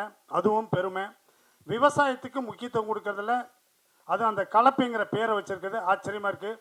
நான் கூட ஒரு அமைப்பு வச்சுருக்கேன், என் தேசம் என் மக்கள் என்ற இலக்குடன் கிங் மேக்கர்ஸ். விவசாயத்துக்கு உழவுக்கு உயிர் கொடுப்போம், அந்த உழவனுக்கு கை கொடுப்போம் என்ற உயரிய நோக்கத்தில் தான் இன்னைக்கு வரைக்கும் அந்த விவசாயத்துக்கு முக்கியத்துவம் கொடுத்து சமுதாய அக்கறையோடு நிறைய பண்ணியிருக்கேன். இந்த மாதிரி மக்களோடு இணைஞ்சு நிறைய சமுதாய அக்கறையோட நிறைய விஷயங்கள் பண்ணால். நான் கூட ஒரு நாள் வண்டியில் போயிட்டுருக்கல, ஒருத்தர் ஹெல்மெட்டில் இல்லாமல் கீழே வந்து அடிபட்டார். தலையில் பஸ்ஸு ஏறி இறங்கிடுச்சு. வெறும் 500 ரூபா கொடுத்து அவரால் ஹெல்மெட் வாங்க முடியல. அன்னையிலேருந்து முடிவு பண்ணேன், பணம் சம்பாரிச்சோம்னா சமுதாயத்துக்கு ஏதாவது பண்ணணும்னு நினச்சி இது வரைக்கும் 10,000 பேருக்கு ஹெல்மெட் கொடுத்துருக்கேன் சார். 10,000 பேருக்கு கொடுத்துருக்கேன், ஹானஸ்ட்டாக சொல்ல முடியும். அந்த ஹெல்மெட்டுடைய அவசியம் என்னன்னு தெரிவித்து தான் கொடுப்பேன், சும்மா கொடுத்துட மாட்டேன். ஒரு ஹெல்மெட் ஒருத்தர் கொடுக்குறோம்னா டிராஃபிக் மெயின் ரோட்டில் போலீஸ் டிபார்ட்மெண்ட்டும் நம்மளும் சேர்ந்து ரோட்டில் ஹெல்மெட் இல்லாதவங்களை நிப்பாட்டினதை உடனே ஃபைன் போட போகிறாங்கன்னு நினைப்பாங்க. இல்லை, அவரை கூப்பிட்டு அவருக்கு அட்வைஸ் பண்ணுவோம். இந்த ஹெல்மெட்டுடைய அவசியம் என்ன, எதுக்காக ஹெல்மெட் போடுறோம்? தலைக்கவசம் ஒரு உயிர் கவசம். எதுக்காக ஹெல்மெட் போடுறோம்? உனக்காக வீட்டில் ஒரு பொண்டாட்டி பிள்ளை காத்துட்டு இருக்குங்கிற அவசியத்தை புரிய வைக்கணும். நான் மட்டும் ஹெல்மெட்டு போடுறதில்ல, பல பேருக்கு எடுத்து சொல்லுவேன். அந்த புரிதல் தன்மையோட ஹெல்மெட்டுடைய அவசியத்தை சொல்லி, ரோடில் சாலை பாதுகாப்பு ரொம்ப முக்கியம். சாலை விதிகளை மதித்து தான் ஹெல்மெட் போடுவேன். ட்ரங்க் அண்ட் டிரைவ் பண்ண மாட்டேன். செல்ஃபோனில் பேசிட்டு வண்டி ஓட்ட மாட்டேன். இப்படி எல்லா வித விஷயத்தையும் ஒரு அப்ளிகேஷனை எழுதி அவர்கிட்ட வாங்கிட்டு, அவருடைய வண்டி நம்பர், அவருடைய லைசன்ஸ் நம்பர் வாங்கிட்டு ஹெல்மெட் இந்த மாதிரி மட்டும் 10,000 பேருக்கு கொடுத்துருக்கோம்.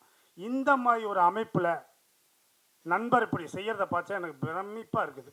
நிச்சயமாக வருங்காலத்தில் சமுதாயத்தில் ஏதாவது செய்யணும், நானும் அவருக்கு கான்ட்ரிபியூஷன் பண்ண தயாராக இருக்கேன் அப்படிங்கிறத இந்த இடத்துல தெளிவு பண்ணிக்கிறேன். இதை தாண்டி நண்பர் வெங்கடேஷ் சார் இந்த இடத்துல பேசிகிட்டு இருக்கல, நிறைய விஷயங்கள் எடுத்து சொல்கிறார். விட்டா சொல்லிக்கிட்டே போயிட்டே இருப்பார் நினைக்கிறேன். இந்த கொரோனா காலத்தில் விவசாயத்துடைய அவசியத்தை என்னன்னு புரிய வச்சுட்டு போயிருக்கு. கொரோனான்னு டிக்ளேர் பண்ணதை உலகத்தில் எல்லாருமே சாஃப்ட்வேரில் என்ன புதுசாக கண்டுபிடிக்கலாம், சந்திரமண்டலில் என்ன புதுசாக கண்டுபிடிக்கலாம்னு யாரும் நினைக்கல. நாளைக்கு சாப்பிட்றதுக்கு என்ன கிடைக்கும் தான் எல்லாம் நினச்சிக்கிட்டு இருந்தாங்க. அந்த நேரத்தில் அந்த மனிதன் இவ்வளோ பேர்த்துக்கு சாப்பாடு போட்டிருக்காருன்னா உண்மையாக ஆச்சரியமான வாழ்த்துக்கள் சார். மென்மேலும் நீங்கள் நிறையா செய்யணும். சமுதாய அக்கறையோடு இவ்வளோ விஷயங்கள் பண்ணுறதில் பாராட்டக்கூடியது. இந்த மேடையில் நிறைய பேர் இருக்கேன், யார் என்னன்னு எனக்கு தெரியல. நண்பர் கூப்பிட்டாருன்னு வந்துட்டேன். உண்மையிலே ரொம்ப சந்தோஷம்.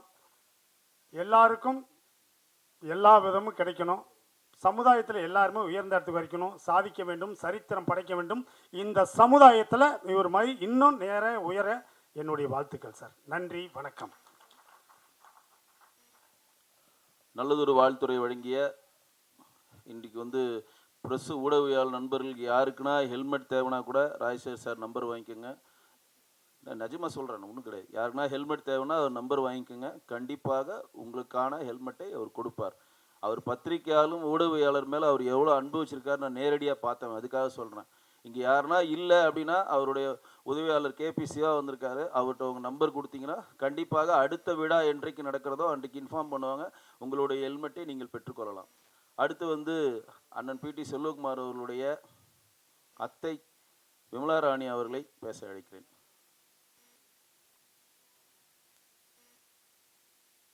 அனைவருக்கும் வணக்கம். அனைவருக்கும் வணக்கம். மேடையிலலாம் ஏறி பழக்கம் இல்லை அவ்வளவா. ஆனால் நம்ம தம்பி செல்வகுமாரை பற்றி பேசணுன்னா எவ்வளோ வேணாலும் பேசலாம். அது இப்போ எல்லாரும் சொல்லிட்டாங்க. பட் ஸ்டில் நானும் எனக்கு தெரிஞ்சது தம்பியோட பணிவு, அவருடைய உண்மை உழைப்பு, நம்பிக்கை, உறுதி இத்தனையும் உள்ள பையன்.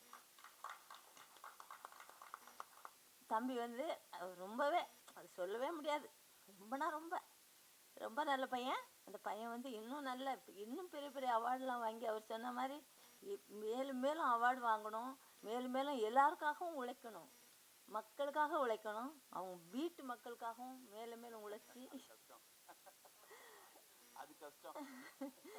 உழைப்பார். அவர் உழைப்பார், கன்ஃபார்மாக உழைப்பார். உங்களுக்காக உழைச்சா எனக்காக உழைக்க மாட்டாரா? உழைப்பார். எல்லாருக்காகவும் அவர் உழைப்பாருன்னு நான் வந்து நம்புகிறேன். கடவுள்கிட்ட பிரார்த்திக்கிறேன். அவர் நல்லபடியாக நீண்ட ஆயுளோடையும் ஆரோக்கியத்தோடையும் சிறந்த வெல்த்து எல்லா நலனும் பெற்று பல்லாண்டு வாழணும். அவங்க பிள்ளைகள் குடும்பம் எல்லாம் நல்லா இருக்கணும். அவர் எந்த தொழில் செஞ்சாலும் அவர் நல்லபடியாக வருவார். அவர் என்ன சேவை செஞ்சாலும் அதில் முன்னேறுவார். அவர் என்ன உழைச்சாலும் அவர் கடவுள் தைரியத்தையும் தெம்பையும் கொடுக்கணும்னு வேண்டிட்டு இவ்வளோ பெரிய அவார்டு வாங்கினதுக்கு நானும் வந்து இவரை பாராட்டணும்னு இருந்தது ரொம்ப சந்தோஷம். நன்றி. நல்லதொரு வாழ்த்தை வந்து மேடம் வழங்கியிருக்காங்க. அவங்களுக்கு நன்றியை தெரிவிச்சுக்கிறேன்.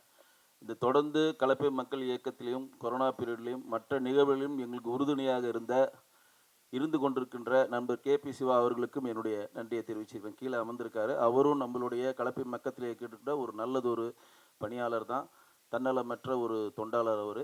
அடுத்து இன்றைக்கு வந்து மதிப்பு முனைவர் ஹானரி காஸ்ரா டாக்டர் பட்டம் பெற்று எல்லோருடைய திரை பிரபலங்களிடம் நன்மதிப்பையும் பெற்று பாராட்டுகளை பெற்ற கலப்பை மக்கத்தினுடைய நிறுவனர் தலைவர் திரு பிடி செல்வகுமார் அவர்கள் நன்றி உரையாற்ற அழைக்கிறேன்.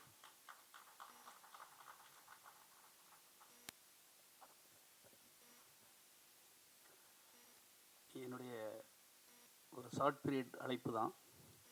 நான் நேற்று எனக்கு டாக்டர் பட்டம் கொடுக்கணுன்னு கொஞ்சம் ஒரு 2 மூணு நாளாகவே கொஞ்சம் அதிகமாக ஓவராக நமக்கு இருக்குமோ அப்படின்னு நான் நினச்சிட்டு இருந்தேன். அப்புறம் நம்ம பண்ணுற தொழில், நம்ம பண்ணுற சேவைக்கு ஒரு பத்திரிகையாளராக என்னுடைய வாழ்க்கையை ஆரம்பித்தேன். அதை பத்திரிகையாளரோடு என் வாழ்க்கையை முடிக்க வேண்டும் என்பதுதான் என்னுடைய எண்ணம். ஒரு பத்திரிகையாளர்களாலும் எவ்வளோ துரோகங்கள், துன்பங்கள், பல இடங்களில் கைவிடப்பட்டாலும், எப்படி பீனிக்ஸ் பறவை எரிந்து சாம்பலானாலும் சாம்பலிலிருந்து உயிர் பெறும் என்பார்கள். என்னுடைய வாழ்க்கை மிக பெரிய சரித்திரங்கள்லாம் டைரக்டர் சாமிக்கு தெரியும். அந்த சாம்பலிலிருந்து உயிர் பெறுவது எப்படி என்பது என்னுடைய வாழ்க்கையிலலாம் நிறைய இடங்களில் நடந்திருக்கு. சூழ்ச்சியில் பல இடங்களில் தோற்று போனவர்கள் அதிகம். ஆனால் மன தைரியமும் தன்னம்பிக்கையும் உள்ளவர்களை வீழ்த்த முடியாது என்பதற்கு உங்கள் பத்திரிகை நண்பர் நான் ஒரு முன்னுதாரணம் என்பதை தெரிவித்துக் கொள்கிறேன். எங்கள் அத்தை விமலாராணி அவங்க பேசுனாங்க, நானும் அவங்களும் கீழே வீடும் மேலே வீடும் அவங்கள எப்படியாவது கூப்பிடணும். எனக்கு அது ஒரு சின்ன உதாரணத்தை சொல்லிட்டு ஆரம்பிச்சிடுறேன். துரியோதனன்கிட்ட பெரிய செல்வம் இருக்குது, பெரிய படை இருக்குது, எல்லாமே இருக்குது. பெரிய பெரிய வீரர்கள், வீராதி வீரர்கள் அவர் கூட தான் இருக்காங்க. துரோணராக இருக்கட்டும், பீஷ்மராக இருக்கட்டும், கர்ணனாக இருக்கட்டும், எவ்வளோ கிருபாச்சாரி, எல்லா வீரர்களும் பெரிய பெரிய நாட்டு படைகளும் எல்லாமே அவர்கிட்ட இருக்குது. ஆனால் பாருங்கள், கிருஷ்ணருடைய அவருடைய உதவி தேவை என்பதற்காக அங்கே போய் இருக்கிறார். அங்கே அதே இடத்துல அர்ஜுனனும் போய் இருக்கிறாரு. அர்ஜுனன்கிட்ட கேட்குறாரு, கிருஷ்ணன் எழும்பின உடனே அர்ஜுனனை பார்த்துட்டாரு. ஃபஸ்ட்டு பார்த்தது அவர் கேட்குறாரு, உனக்கு என்ன வேணும், இவனுக்கு என்ன வேணும்னு கேட்குறாரு. என்கிட்ட இவ்வளோ வீராதி வீரர்கள்லாம் கிருஷ்ணனுடைய படைகள், அதாவது நாராயண சேனைன்னா அவ்வளோ பெரிய சேனை, அப்போ அவ்வளோ பெரிய லட்சக்கணக்கான சேனைகள், தேர்ப்படைகள், குதிரைப்படைகள், இவ்வளோ பெரிய படைகள் இருக்குது. நான் போர் புரிய மாட்டேன், நான் ஒருவனாக வருவேன், என்னுடைய ஆதரவு ஒருவருக்கு, என்னுடைய படைகள் எல்லாம் இன்னொருவருக்கு, யார் வேணும் உடனே துரியோதனன் ரொம்ப யோசனை பண்ணி, படை இவ்வளோ பெரிய படைகள் இருக்குது, இவ்வளோ பெரிய வீரர்கள் இருக்காங்க, அது போதும் அப்படின்னு சொல்லி அதை வாங்கிக்கிட்டார். அர்ஜுனன் என்ன சொல்கிறாரு, நீ மட்டும் போதும் அப்படின்னு சொல்லி கிருஷ்ணரை மட்டும் வாங்கிக்கிட்டார். பாருங்கள், சூழ்ச்சியும் தந்திரங்களும் அதனுடைய வீரத்தின் வியூகமும் அமைக்க தெரிந்தவர்கள் நம்மளுடைய வீராதி வீரர்கள் வேண்டுங்க. பன்னிக்குட்டி மாதிரி பல குட்டிகள் போட்டுக்கிட்டு இருக்க அந்த அது தேவை கிடையாது. வீரர்கள் கூட வேணும், உண்மையானவன் வேணும். 500 பேர் சூழ்ச்சி பண்ணுறவங்க வந்து நிற்பான், பந்தா பண்ணுவான், எது இல்லாமல் பண்ணுவான். அந்த சூழ்ச்சியில் வீழ்ந்தவர்கள் தான் பெரிய பெரிய வீரர்களும் வில்லாதி வில்லனும் வீழ்ந்ததெல்லாம் சூழ்ச்சியின் காரணமாக, துரோகிகளின் காரணமாக தோல்வி அடைந்திருப்பார்கள். நல்லவர்களை எப்படியாவது சூழ்ச்சியால் அவர்களை புறந்தள்ளியிருப்பார்கள். இதை நான் எதற்காக சொல்கிறீங்களா, எனக்கு இன்னைக்கு நிறைய பேரை கூப்பிட்டு பண்ண முடியும். ஒரு 10 நாள் கழித்து அது ரஜினி சாரை கூட என்னால் கொண்டு வரணும். ரஜினி சாரம் படையப்பாவை நான் பண்ணும்போது ஒரே இதில் இருந்து பேசிட்டு மேடம் பல ஆலோசனைக்கு கேட்பார். ஒரு ஆலோசனை கேட்குறாரு, வருஷா கேட்குறாரு. படையப்பா பண்ணும்போது எல்லாருக்கு இவனுக்கு ஒரு செயின் போட்டார். செயின் போட்டு ஒவ்வொருத்தருக்காக அவர் அரசியலுக்கு வரலாமா வேண்டாமா அப்படின்ட்டு. அப்போ வந்து என்னுடைய இது வந்தோன்னா ரவிக்குமார் பக்கத்தில் இருக்கார் டைரக்டர், அவரும் நானும் ஃப்ரெண்டு தான். பற்றி சொல்லுங்க ஜேர்னலிஸ்ட்டு, அவர் ஏதாவது நல்லா சொல்லுவார் அப்படி. நான் வரலாமா வேண்டாமா அப்படின்னா நான் சொன்னேன், சார் உண்மையில் ஏன்ட்ட எனக்கு அவ்வளோ பெரிய இல்லை இல்லை இல்லை நீங்கள் கண்டிப்பாக சொல்லணும் அப்படின்னு. அவன் நான் சொன்னேன், சார் நீங்கள் இப்போ வந்து சினிமா உலகம், சினிமாவில் ஒரு சொர்க்கம், இது ஒரு சொர்க்கம், உங்களுக்கு எல்லா வசதிகளும் எல்லா இதுவும் புகழ் பேர் எல்லாம் வரும், ஒரு சொர்க்கத்துக்கு ராஜாவாக இருக்கீங்க. அதே இது அரசியல், அரசியலில் நீங்கள் ராஜாவாக தான் இருப்பீங்க, அங்கேயும் நீங்கள் ராஜாவாக தான் இருப்பீங்க, ஆனால் அது நரகத்துக்கு ராஜாவாக இருப்பீங்க, இங்கே சொர்க்கத்துக்கு டெல்மி ஒன்ஸ் மோர் அப்படின்னாரு ரவிக்குமார். இஸ் டிஃப்ரெண்ட், அங்கே சொர்க்கம், இங்கே நரகம், அங்கேயும் நீங்கள் தான் ராஜா, இங்கேயும் நீங்கள் தான் ராஜா, எது வேணுங்கிறத நீங்கள் முடிவு பண்ணுங்க அப்படின்னாரு. சிகரெட் டப்புன்னு போக அடித்து விட்டுட்டே இருக்கிறாரு. ஆகவே ரஜினி சார் படமும் பண்ணியிருக்கேன், கமல் சார் பஞ்சதந்திரமாக இருக்கட்டும், தெனாலியாக இருக்கட்டும், எல்லோருடையுமே ஒரு ஒர்க் பண்ணுறதுக்கு கடவுள் எனக்கு ஒரு வாய்ப்பை தந்தார். அதே போல் பல தோல்விகளையும் தந்தார், அதை ஒத்துக்கிறது சார். அதாவது தோக்கிறவன் தான், அடிப்படுறவன் தான் மேலே மேலே வர முடியும். எங்கெல்லாம் அடி வேலை அவமானப்படு, நீ எவ்வளோ அவமானப்படு, சாமி நிறைய அவமானப்பட்டு இருக்காரு. கண்டிப்பாக அவர் ஒரு கட்டத்தில் விஸ்வரூபம் எடுப்பார், எனக்கு தெரியும். சாமி கிட்ட ஒரு பெரிய ஒரு உண்மையிலே நான் சும்மா சொல்லலை, அவர்கிட்ட பயங்கரமான ஒரு திறமை உண்டு. அதை நான் ரசித்தவங்கிறனால சில சூழலில் நம்ம வந்து தப்பானவனாக தெரியலாம், நம்மளுடைய படைப்புகள் தவறாக தெரியலாம், நம்ம உழைப்பு தவறாக இருக்கலாம், அவனுடைய உண்மையான அந்த வீரமும் அவன் பண்ணுற அந்த தொழிலும் வந்து என்றைக்குமே அவர் விட்டு கொடுத்ததே கிடையாது. இன்றைக்கும் அவர் கஷ்டப்பட்டு உழைச்சிட்டு இருக்காரு, படம் பண்ணணுங்கிற அந்த தினசரி ஆண்ட பேசுவார். நான் ஒரு பக்கம் போயிட்டேன், நான் ஒரு துருவமாக அவர் ஒரு துருவமாக போயிட்டேன், இல்லைன்னா நானே அவரை வச்சு படம் எடுத்திருப்பேன். ஏன்னா சும்மா எல்லாரும் ஒருத்தரை ஒதுக்குறாங்க கூட நம்மளும் ஒதுக்கிடக்கூடாது. அவர்கிட்ட ஒரு திறமை உண்டுங்கிறது எனக்கு தெரியும். இன்றைக்கி ஒரு ஷார்ட் பீரியடில் இன்றைக்கி காலையில் தான் எல்லாரையும் கூட முடியலை, ஏன்னா எல்லாருக்கும் 1000 வேலைகள் இருக்கும். இப்போ நம்ம விளக்கு தான் வரணுங்கிற அவசியமும் கிடையாது. நான் எதுக்கு சொன்னேன்னா, எனக்கு பத்திரிகை நண்பர்கள் போதுங்கிறக்காக கிருஷ்ணன் அந்த நாராயணசேனி எதுக்கு இங்கே ஒப்பிட்டோம் என்ற எனக்கு பத்திரிகை நண்பர்கள் போதும், அவர்கள் தான் பலசாலிகள். வேற எல்லாம் வந்து இருந்தாலும் எனக்கு அந்த வந்தவர்கள் பலசாலிகள். எனக்கு உண்மையானவர்கள் வர முடியலைன்னா நான் வருத்தப்படுற கிடையாது. கோமல் சர்மாவுக்கு வரணும்னு என்ன அவசியம் வேண்டி கிடக்கு, மத்தியானம் தான் சொன்னேன், போதும். அவங்களும் ஒரு நடிகை தானே, கோமல் சர்மாவும் ஒரு நடிகை தானே, எவ்வளோ அழகாக பியூட்டிஃபுல்லாக இருக்காங்க பாருங்கள். கண்டிப்பாக அவங்க நிறைய படம் பண்ணுவாங்க. அதே போல் ராஜசேகர் சார், கிங் மேக்கர், உண்மையிலே எனக்கு அவர் ரொம்ப எங்கள் வீட்டு பக்கம் தான். அவர் நீங்கள் எங்கள் கூட வரணும் சார், உங்களை பாராட்டணும்னு சொன்னேன். ஆனால் அதுக்குள்ளே எல்லாரும் வந்துட்டு போனால அந்த பாராட்டை இப்பொழுது ஒரு கைத்தட்டலன்னா, அவர் ஹெல்மெட்டு மட்டும் இல்லை, நிறைய ஏழைகளுக்கு உதவி பண்ணுறாரு, நிறைய கஷ்டப்பட்ட நிறைய திறமையாளர்களை உருவாக்குறாரு. ஒரு தொழிலை தொழிலாக மட்டுமில்லாமல், வியாபாரமாக மட்டுமில்லாமல், பிறருக்கு பயனும் கிடைக்க வேண்டும். ஒரு கேபி சிவா வந்து சாதாரண இருந்தவரை வந்து கூட்டிகிட்டு போய் இன்னைக்கு அவருக்கு ஒரு வியாபாரம், ஒரு தொழிலை கொடுத்து ஒரு குடும்பத்தை வாழ வைக்கின்ற ஒரு அந்த பெருமை அவர்கிட்ட இருக்கிறது. அதனால் அவரை பாராட்ட வேண்டும் என்று நினைத்தேன். அவர் இங்கே வருகை தந்திருக்கிற எனக்கு ரொம்ப நன்றி சார். இன்னைக்கு யாருக்கும் நாங்கள் சால்வை எதுவுமே போடலை, அதனால தான் அப்படி ஒரு கொள்கையாக இருந்தோம். அதே போல் வள்ளலார் பேரவை நமது பாருங்கள், அவர் பார்த்தாலே சுத்த சன்மார்க்கம். அவருடைய வள்ளலார் பேரவையின் தலைவர், அவர் மாநில தலைவர், எவ்வளோ சிம்பிளாக இருக்கார் பாருங்க. என்னுடைய ஒவ்வொரு செயலுக்கும் அவர் வந்து கொண்டே இருப்பார். பத்மேந்திரா சுவாமிகள், அவருக்கு நான் எவ்வளவு நன்றி சொன்னாலும் எவ்வளோ பாராட்ட சொன்னாலும் எனக்கு அவரை பார்த்துக்கிட்டே இருக்கணும் போல இருக்குது. ஒரு பாசிட்டிவான மனுஷன், பாசிட்டிவான எனர்ஜி. இன்னைக்கு பாசிட்டிவான ஆட்களை பார்க்கவே முடியாது. அப்படியே பார்த்துட்டு வாங்க, எப்படி போட்டு தள்ளலாம், எப்படி வேணால் கீழே இழுத்து தள்ளலாம். பல கதைகளை சொல்கிறதுக்கு ஆசையோடு இருக்கிறேன் இன்னைக்கு. ஏன்னா என்னுடைய பத்திரிகை நண்பர்களுக்கு சொல்லணும், விஜயுடைய புலி படம் நான் வந்து அவர் சொன்ன மாதிரி காசே தான் கடவுளோட டைரக்ஷன் பண்ணுறதுக்கு தான் எனக்கு வாய்ப்பு தந்து விஸ்வாஸ் சுந்தர். டிஸ்கஷன்லாம் முடிஞ்சு லொக்கேஷன்லாம் பார்த்து முடிச்சிட்டேன். திடீர்னு ஒரு நாள் விஜய் வந்து கூப்பிட்றாரு, வீட்டுக்கு வாங்க அப்படின்ட்டு. போனால் அண்ணே அடுத்த படம் நீங்கள் தான் பண்ணணும் அப்படின்னாரு. நான் அப்புறம் பிஆர்ஓ தானே சார் அப்படின்னேன். என்னண்ணே என்ன பிஆர்ஓவில் இருக்கீங்க, ப்ரொடியூஸ் பண்ணுங்கண்ணே, என்ன வச்சு என்ன சார் சொல்லி பக்கத்துன்னு உளர ஆரம்பிச்சிட்டேன். என்ன சார் சொல்கிறேன், ப்ரொடியூஸ் பண்ணுங்கண்ணே, அடுத்த படம் பண்ணுங்கள், சிம்புதேவன் டைரக்டர், ஒரு சின்ன சில்ட்ரன்ஸுக்குலாம் பிடிக்கிற படம் அப்படின்னாரு. சரி அப்படின்னு எனக்கு ரொம்ப ஆனந்தமாக இருக்கும், விஜய் படம் பண்ண போகிறோம் அப்படின்ட்டு. அப்புறம் நான் விஸ்வாஸ் சுந்தர்கிட்ட போய் சொல்கிறேன், சார் இந்த படம் நம்ம டைரக்ஷன் இன்னும் ஒரு மாதத்தில் ஷூட்டிங் போகிறோம், ஆனால் விஜய் சார் கூப்பிட்டு எனக்கு இப்படி ஒரு வாய்ப்பு தராரு அப்படின்னா. ஐயோ விஜய் சார் வாய்ப்பு இருந்தால் போயிடுங்க, ப்ரொடியூஸ் பண்ணுங்க அப்படின்னாரு. ஆனால் அந்த படம் வந்து ஒரு சாதாரணமாக எப்படி இருந்ததுன்னா, அந்த ஆர்டிஸ்ட்டை வந்து ஒரு வாய்ப்பை தராரு. என்னுடைய மூளை வந்து நான் பிஸ்னஸ் மூளை என்பதோட பத்திரிகையாளர் மூளை. அதில் முதல்ல வந்து சோபனா போட்டு வச்சுருந்தாங்க, ஒரு வில்லி கேரக்டர் அப்படின்னா. கதை சொல்லும்போது நம்ம அப்சர்வ் பண்ணுவோம், வில்லி கேரக்டர் அப்படின்னாரு. அந்த வில்லிக்கு கீழே ஒரு தளபதி அப்படின்னாங்க. அப்போ தளபதியை வந்து நாசரா போட்டிருக்கு, வில்லியை வந்து சோபனாவை போட்டிருக்கு.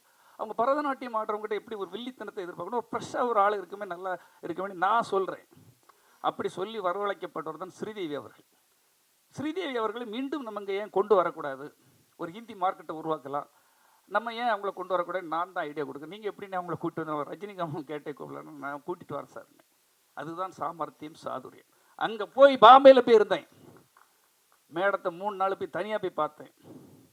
மேடம் உங்களை தீவிர ரசிகன், உங்களுடைய 16 வயதில் படுத்த 15 முறை நான் வந்து சைக்கிளில் போய் சுசீந்திரம் தேட்டரில் பார்த்தவன் நான்.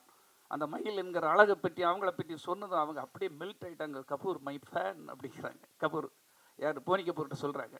அவங்கள அப்படியே இது பண்ணி 3வது நாள் அட்வான்ஸ் கொடுத்துட்டு வரேன். ஸ்ரீதேவியை புக் பண்ணுறோம். அடுத்த கட்டம் சுதீப் போன உடனே சிகரெட்டை கொடுத்து, நீங்கள் விஜய் மேனேஜர் இல்லையா, நீங்கள் என்ன வந்து வில்லன் அடி வாங்க விஜய்கிட்ட என்னை வந்து விஜய்கிட்ட அடி வாங்க ஐடியா பண்ணிட்டு வந்திருக்கீங்களா அப்படிங்கிறாப்புல. சார் நல்ல கேரக்டர் சார், பண்ணுங்க, உங்களுக்கு என்ன சம்பளம் சாருங்க. அதை பெரிய சம்பளத்தை பேசி அங்கே அப்போவுமே பாதி பணத்தை கையோடு கொடுத்ததும் அவர் ஒரு பெரிய பிரச்சனையில் இருந்தார். அவரை புக் பண்ணுறோம். அது ஒரு பேன் இண்டியா படம்னு எல்லாரும் சொல்கிறாங்க. ஃபஸ்ட்டு பேன் இண்டியா படமே புலிதான் என்பதை தெரிவித்துக் கொள்கிறேன். நீங்கள் நல்லா யோசனை பண்ணுங்கள் பத்திரிகை நண்பர்கள். அதில் கிராபிஸ் வேர்ல்டு லெவலில் கிராபிஸ் பண்ணியிருக்கோம். ஃபஸ்ட்டு டைம் விஜய் படத்தில், ஃபஸ்ட் டைம் ஹாலிவுட் ஃபைட் மாஸ்டர்ஸை கொண்டு வரோம். ஃபஸ்ட்டு டைம் அவ்வளோ எல்லாமே அதர் லாங்குவேஜில் உள்ளவங்க அத்தனை பேரையும் அதில் கொண்டு வந்திருப்போம். அது பேன் இண்டியா படங்கிறது அப்போ யாருக்குமே சொல்லலை. ஆனால் உண்மையிலே முதல் பேன் இண்டியா படம் அதுதான். துப்பாக்கிக்கும் கத்திப்படம் ஜில்லா படம், அந்த படங்களுக்கெல்லாம் 58-60 கோடிக்கு தான் பிஸ்னஸ் இருந்தது. ஆனால் புலி படத்துக்கு 100 கோடி பிஸ்னஸை முதல் முறையாக டச் பண்ண படம் அந்த படம் தான். சிம்புதேவன் அதுக்கு முன்னால் 2 படமும் ஃப்ளாப். அந்த ஃப்ளாப் படங்களுக்கு அப்புறமா அதை நம்ம எப்படி மெருகுபடுத்த வேண்டும், எப்படி அழகுபடுத்த வேண்டும் என்று அழகுபடுத்தினோம். இந்தியாவிலே மோஸ்ட் வாண்டட் மூவிங்கிற பேரில் வந்து புலி, ஷாருக்கான் படம் 2 பேர் தான் வருது. அந்த அளவுக்கு அதை மார்க்கெட்டிங் பண்ணுறோம். என்னுடைய நேரம், என்னுடைய கெட்ட நேரம், ஒவ்வொரு மனிதருக்கும் நல்ல நேரமும் வரும், கெட்ட நேரமும் வரும். கூட இருக்கவங்கெல்லாம் பார்த்துக்கிட்டு இருக்கான், போட்டு விடுறான். ஏன்னா விஜய்கிட்ட பிடி செல்வகுமார் மாதிரி நம்ம போக முடியலையே, பிடி செல்வகுமாருக்கு கிடைக்கிற பேர் எனக்கு கிடைக்கலையே. எதுனாலும் பிடி செல்வகுமார் கிட்ட தான் அவர் பேசுகிறாரு. அவங்க அப்பா ஒதுக்கி வச்ச பிறகு கூட பிடி செல்வகுமார் அவர் விட மாட்டேங்கிறாரு. எப்படிடா இவனை போட்டு தள்ளலானே ஒரு சதி திட்டம் நடந்துகிட்டு இருக்கு. அது எனக்கு தெரியாது. அந்த இன்கம் டேக்ஸ் ரைடு படம் ரிலீஸுக்கு முந்தின நாள் வீட்டில் வச்சு என்னை கூப்பிட்டு வச்சு எனக்கு பார்ட்டி தர்றாரு தனியாக. ஐ ப்ரௌட் ஆஃப் யூனே அப்படின்னு சொல்கிறார். இதை நான் ஏன் சொன்னேன்னா அவர் காது கூட போட்டோம். 2 நாளைக்கு முன்னால் ஐ ப்ரௌட் ஆஃப் அண்ணா அப்படின்னு சொல்கிறாரு. எல்லாரும் என்கிட்ட கிண்டல் பண்ணாங்க, ஒரு பிஆர்ஓ இப்படி ஒரு படம் எடுத்துக்கிடுவோம் அப்படின்ட்டு. அத்தனையும் உடைச்சி தவிடுபடி ஆக்கிட்டீங்க. இந்தியா முழுக்க என்னுடைய படம் ரிலீஸ் ஆக போகுது, பெருமையாக இருக்குதுன்னு அப்படிங்கிறார். என்னுடைய கெட்ட நேரம், அடுத்த நாள் காலையில் இன்கம் டேக்ஸ் ரைடு. எந்த ஒரு பத்திரிக்கைக்காரன், எந்த ஒரு எதிரிக்கும், எந்த ஒரு துரோகிக்கும் வரக்கூடாத ஒரு செயல். என்னைக்குமே ரிலீஸுக்கு முந்தின நாள் இன்கம் டேக்ஸ் ரைடு வராது. துரோகத்தின் உச்சக்கட்டம். கூட இருந்தவர்களை போட்டு சதி செய்த வேலை. அந்த இடத்திலிருந்து என்ன எப்படியாவது அவர்கிட்ட இந்த வெறுப்பை உருவாக்க வேண்டும். சூழ்ச்சி. அங்கதான் தர்மத்துக்கும் அதர்மத்திற்கும் யுத்தத்தில் சூழ்ச்சி வந்தது. இன்கம் டேக்ஸ் ரைடில் படம் வெளியாகாது, அது இதுன்ட்டு என்ன நடக்குன்னே தெரியல. இரவு வரை இன்கம் டேக்ஸ் ரைடு எல்லாத்தையும் அள்ளிட்டு, எந்த பேப்பரை பார்த்தாலும் அள்ளிட்டு போயாச்சு. விஜய் வீடு, விஜய் அவங்க அப்பா வீடு, என் வீடு, என் பார்ட்னர் வீடு, டைரக்டர், அத்தனை இடத்துலையும் இன்கம் டேக்ஸ் ரைடு. படம் வெளியாகாதுன்னு சன் டிவியில் வருது நியூஸ். 9:30 மணிக்கு என்ன விடுறாங்க வெளியே. அவங்களுக்கு என்ன படம் வந்தால் என்ன, அது வராவளே என்னன்னு குப்பை தொட்டியில் நாசமாக என் வாழ்க்கை என்னன்னு போனேன்னா ஒரு பிஆர்ஓ வாழ்க்கை. எனக்குன்னு ஒரு குடும்பம் இருக்கு இல்லையா. முதல் முறை ஒரு ஆசையோட பாசத்தோட எப்படியாவது ஒரு படம் வாங்கி ஒரு பத்திரிகையாளர் மேலே வந்துடலாம், லிப்டாகி வந்துடலாம், எவ்வளவு கனவுகள் கண்டிருப்பேன். எத்தனை கனவுகள், எத்தனை இயக்கங்கள். என்னோட வாழக்கூடிய சிறு வயது கிட்டத்தட்ட 27 வருடம் உழைப்பு ஒரே படத்தில் சுக்கு நூறாக்கப்படுகிறது. சுக்கு நூறாக்கப்படுகிறது. என்ன செய்யனே தெரியல. பெரிய நான் கோடீஸ்வரன் வீட்டு பிள்ளையா, இல்லை பெரிய சினிமா வீட்டு பிள்ளையா, இல்லை பெரிய பாரம்பரிய வீட்டு பிள்ளையா, இல்லை எங்கேயாவது கொள்ளையடிச்சு வச்சிருக்க குடும்பம். உழைக்கிறதுல மட்டுமே வாழ வேண்டும் என்ற உயர்ந்த அந்த ஒரே கொள்கையோடு இருப்பவன். உழைச்சால் வந்தால் போதும், இல்லைன்னா பிச்சை கூட எடுப்போம். இன்கம் டேக்ஸ் ரேட்டில் தவிச்சு பண்ணிக்கிறேன். படம் வெளியாகுதுன்னு சன் டிவியில் நியூஸில் வந்தாச்சு. நீ ரிலீஸ் இல்லைன்னு எல்லாம் ஓடியாச்சு. டிஸ்ட்ரிபியூட்டர் ஃபோன் அவ்வளோத்தையும் ஆஃப் பண்ணிட்டான். ஏன்னா எங்கேயா மாட்டிடக்கூடாது. நீ தியேட்டருக்கான அவ்வளோ ஃபோன் ஆஃப் பண்ணியாச்சு. 10 மணிக்கு போகிறேன். படம் என்ன சார் செய்கிறது, ரிலீஸ் இல்லைன்னு சொல்லியாச்சுங்க.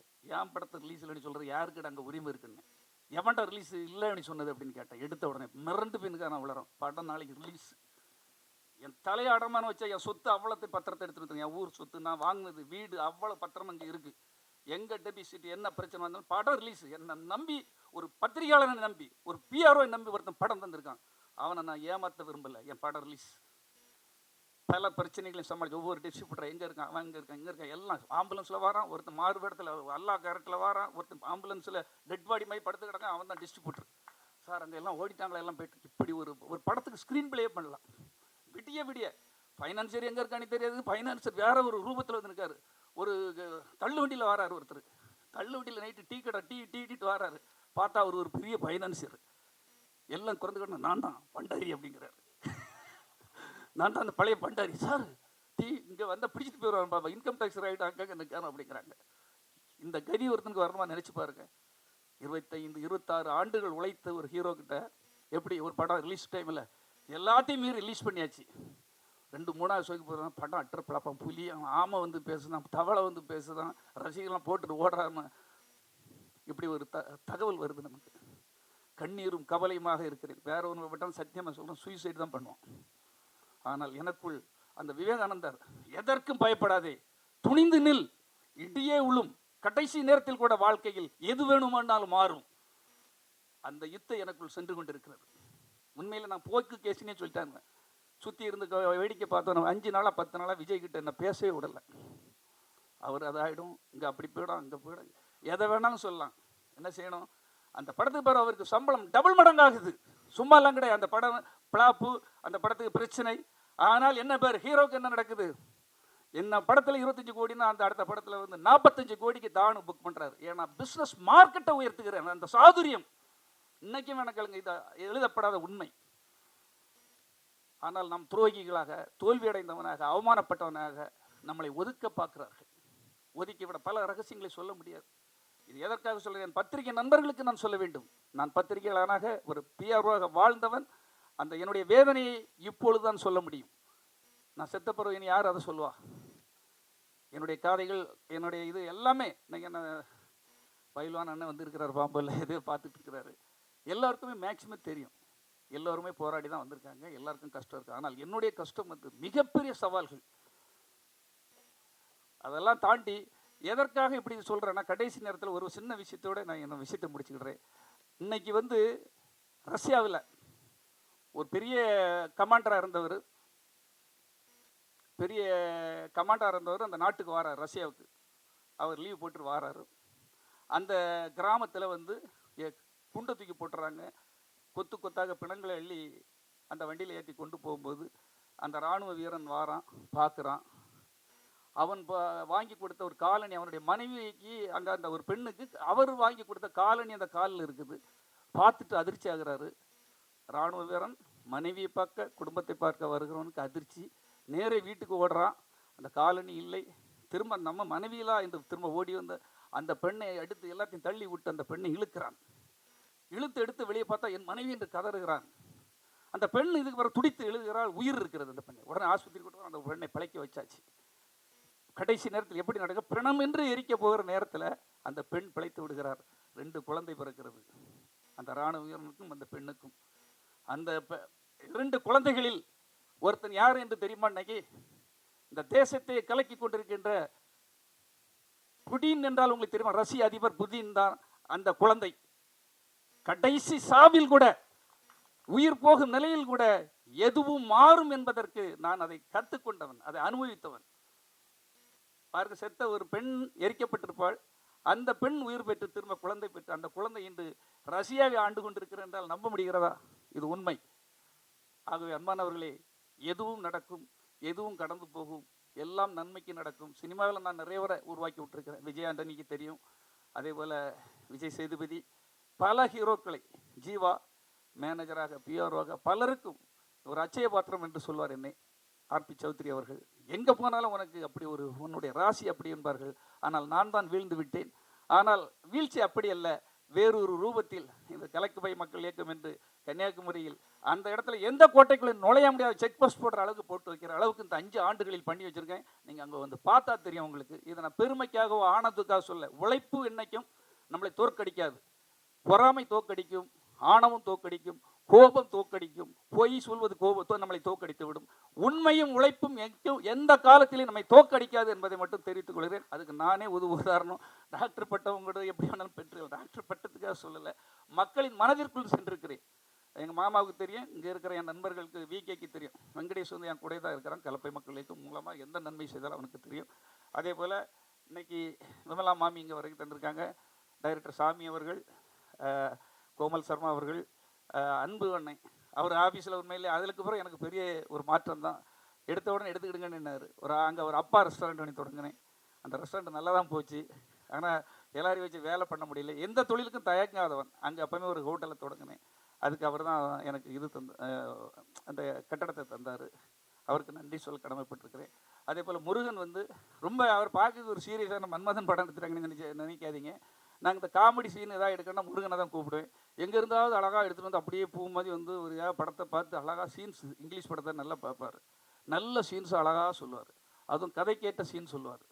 நல்ல திறமையாளர். பார்க்க அதான் திறமையாளர்கள் சில டைம் அவங்க ஏதோ ஒரு சூழலில் வீழ்த்தப்பட்டிருப்பார்கள், இல்லை துரோகங்களால் முடக்கப்பட்டிருப்பார்கள். ஆனால் அவர்கள் நிச்சயமாக வருவார்கள். மன்மதனே ஒரு படம் எடுத்தவர் தானே, கொடுத்தவர் தானே, நிச்சயமாக அவரும் நிறைய படங்கள் எடுப்பார். அதே போல் அவர் மோகன்தாஸ் அவர்கள் எழுத்தாளர், அவரும் ஒரு நல்ல எழுத்தாளர் இங்கே வருகை தந்திருக்கிறார்கள். அதற்கு எல்லாம் மீறி பத்திரிகை நண்பர்களை இன்றைக்கி சந்திக்கணும். பத்திரிகை நண்பர்களோடு மட்டும்தான் உறவாட வேண்டும் என்று நான் வருகை தந்திருக்கிறேன். உங்களோடு நான் ஒரு ப்ரெஸ் மீட் பண்ணணும்னு நீங்கள் என்ன கேள்வி வேணாலும் கேட்கலாம். உங்களோட ஒரு சின்ன ப்ரெஸ் மீட் பண்ணிவிட்டு நான் அன்னைக்கு நைட்டே ஊருக்கு போகிறேன். நாளைக்கு அங்கே ஒரு 3 திறப்பு விழா இருக்குது கன்னியாகுமரியில். அதனால் இன்றைக்கே முடிச்சுட்டு, இன்றைக்கி இது அவசரம் இதுதான். நான் நேற்று தான் நைட்டு வந்தேன். காலையில் ப்ரெஸ் மீட்டு, டாக்டர் பட்டம் எல்லாமே நடந்திருக்கு. எனக்கு சந்தோஷமாக தான் போகிறேன். எனக்கு இதுதான் போதும். அதான் சொன்னோம் இல்லையா, மகாபாரதத்தில் அத்தனை படங்களும் எனக்கு வேண்டும்னு துரியோதனன் போனால் எனக்கு கிருஷ்ணர் போதும் என்று அர்ஜுனன் சொன்னான். எனக்கு பத்திரிகை நண்பர்கள் போதும் என்று சொல்லி தான் உங்களிடமிருந்து விடைபெறுகிறேன். வந்த அனைவருக்கும் மீண்டும் ஒரு முறை நன்றியை கூறி விடைபெறுகிறேன். நன்றி, வணக்கம். நல்லது ஒரு கரகோஷம் கொடுத்துருங்க. நல்லது ஒரு வாழ்த்துறை அண்ணன். படம் நான் வந்து அங்கே இருந்தாலும் நான் டிஸ்கஷன் பண்ணுறேன் சார். ஒரு படம் ப்ரொடியூஸ் பண்ண போகிறேன். அது யாருங்கிறத வெகு விரைவில் சொல்லுவேன். மீண்டும் வந்து அது 9 குரு ட்ரூவா இல்லை வேறு ஒரு 2 படங்களுக்கான கதையை ரெடி பண்ணி வச்சுருக்கிறேன். கண்டிப்பாக அதாவது ஒரு நவம்பருக்குள்ளே ஒரு படம் அது சீக்கிரத்தில் அனௌன்ஸ் பண்ணிடுவோம் சார். அதுக்கான டிஸ்கஷன் நடந்துகிட்டு இருக்கு சார்.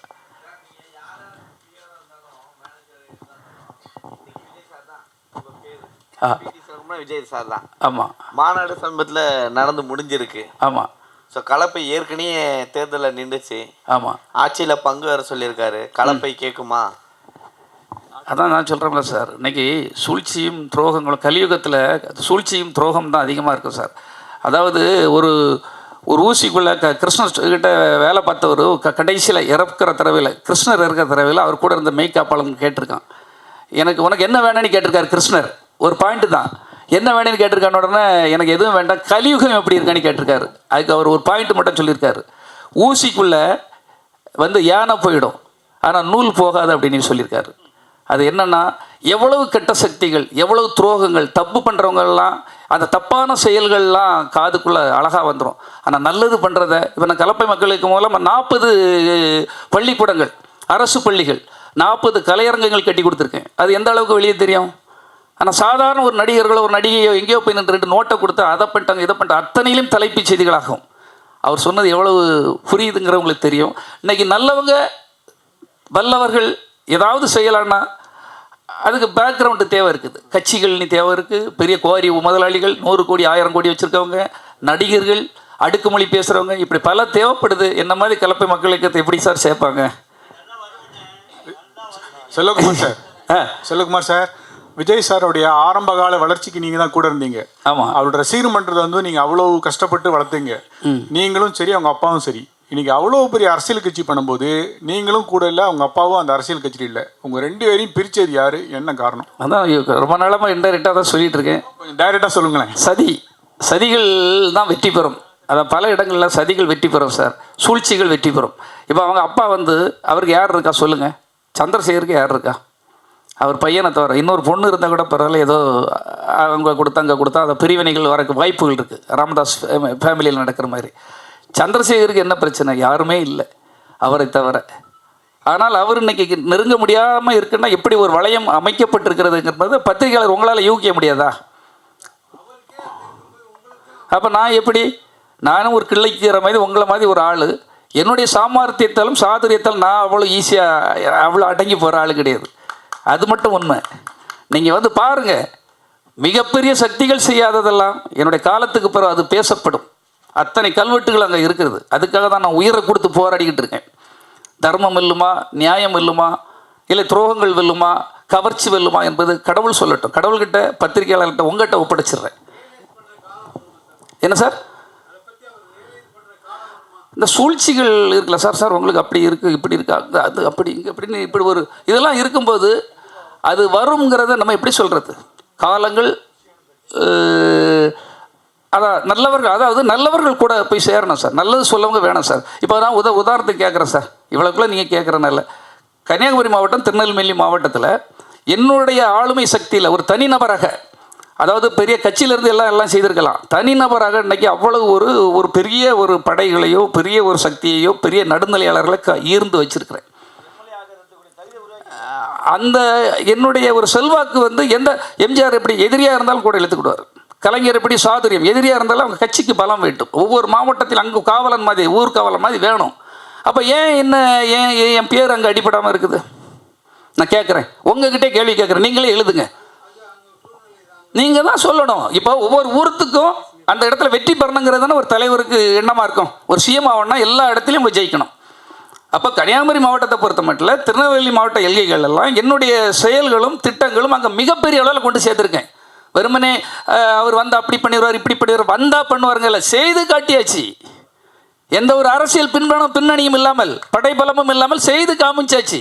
அவர் சொன்னார்ல, வள்ளலார் அவங்க பேரவை தலைவர் இருக்கார், அவர் சொல்கிறார், நான் சொல்லலை. நீங்கள் எல்லாருக்கிட்டையுமே கேளுங்க அங்கே போய்.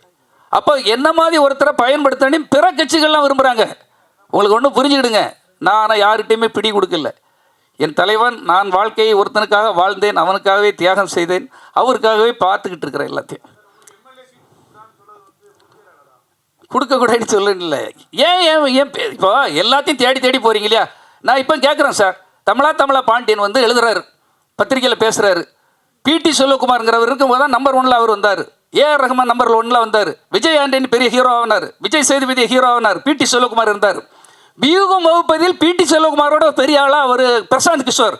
பீகாரில் டெபாசிட் இழக்கிற ஆளை கொண்டு 10,000 கோடியை கொடுத்து அவனை கொண்டு சேர்க்குறீங்க வியூகம் வகுக்கணும் அப்படின்ட்டு.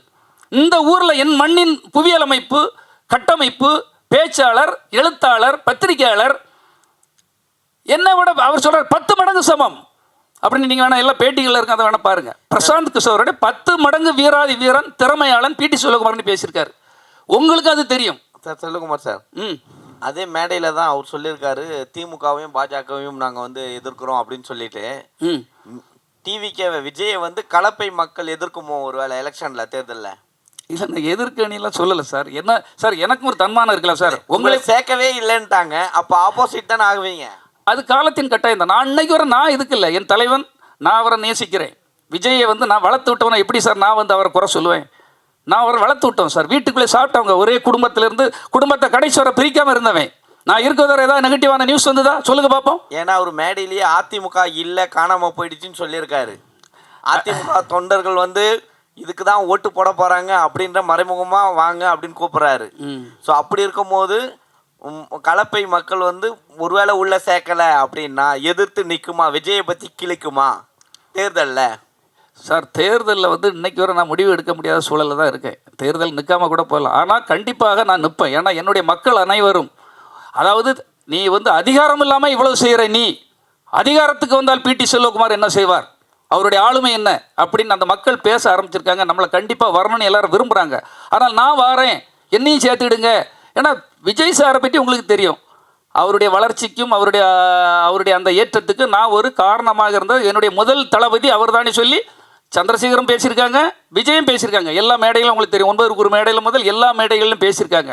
அப்போ அந்த முதன்மை தளபதி ஏன் வீழ்த்தப்படுகிறான்?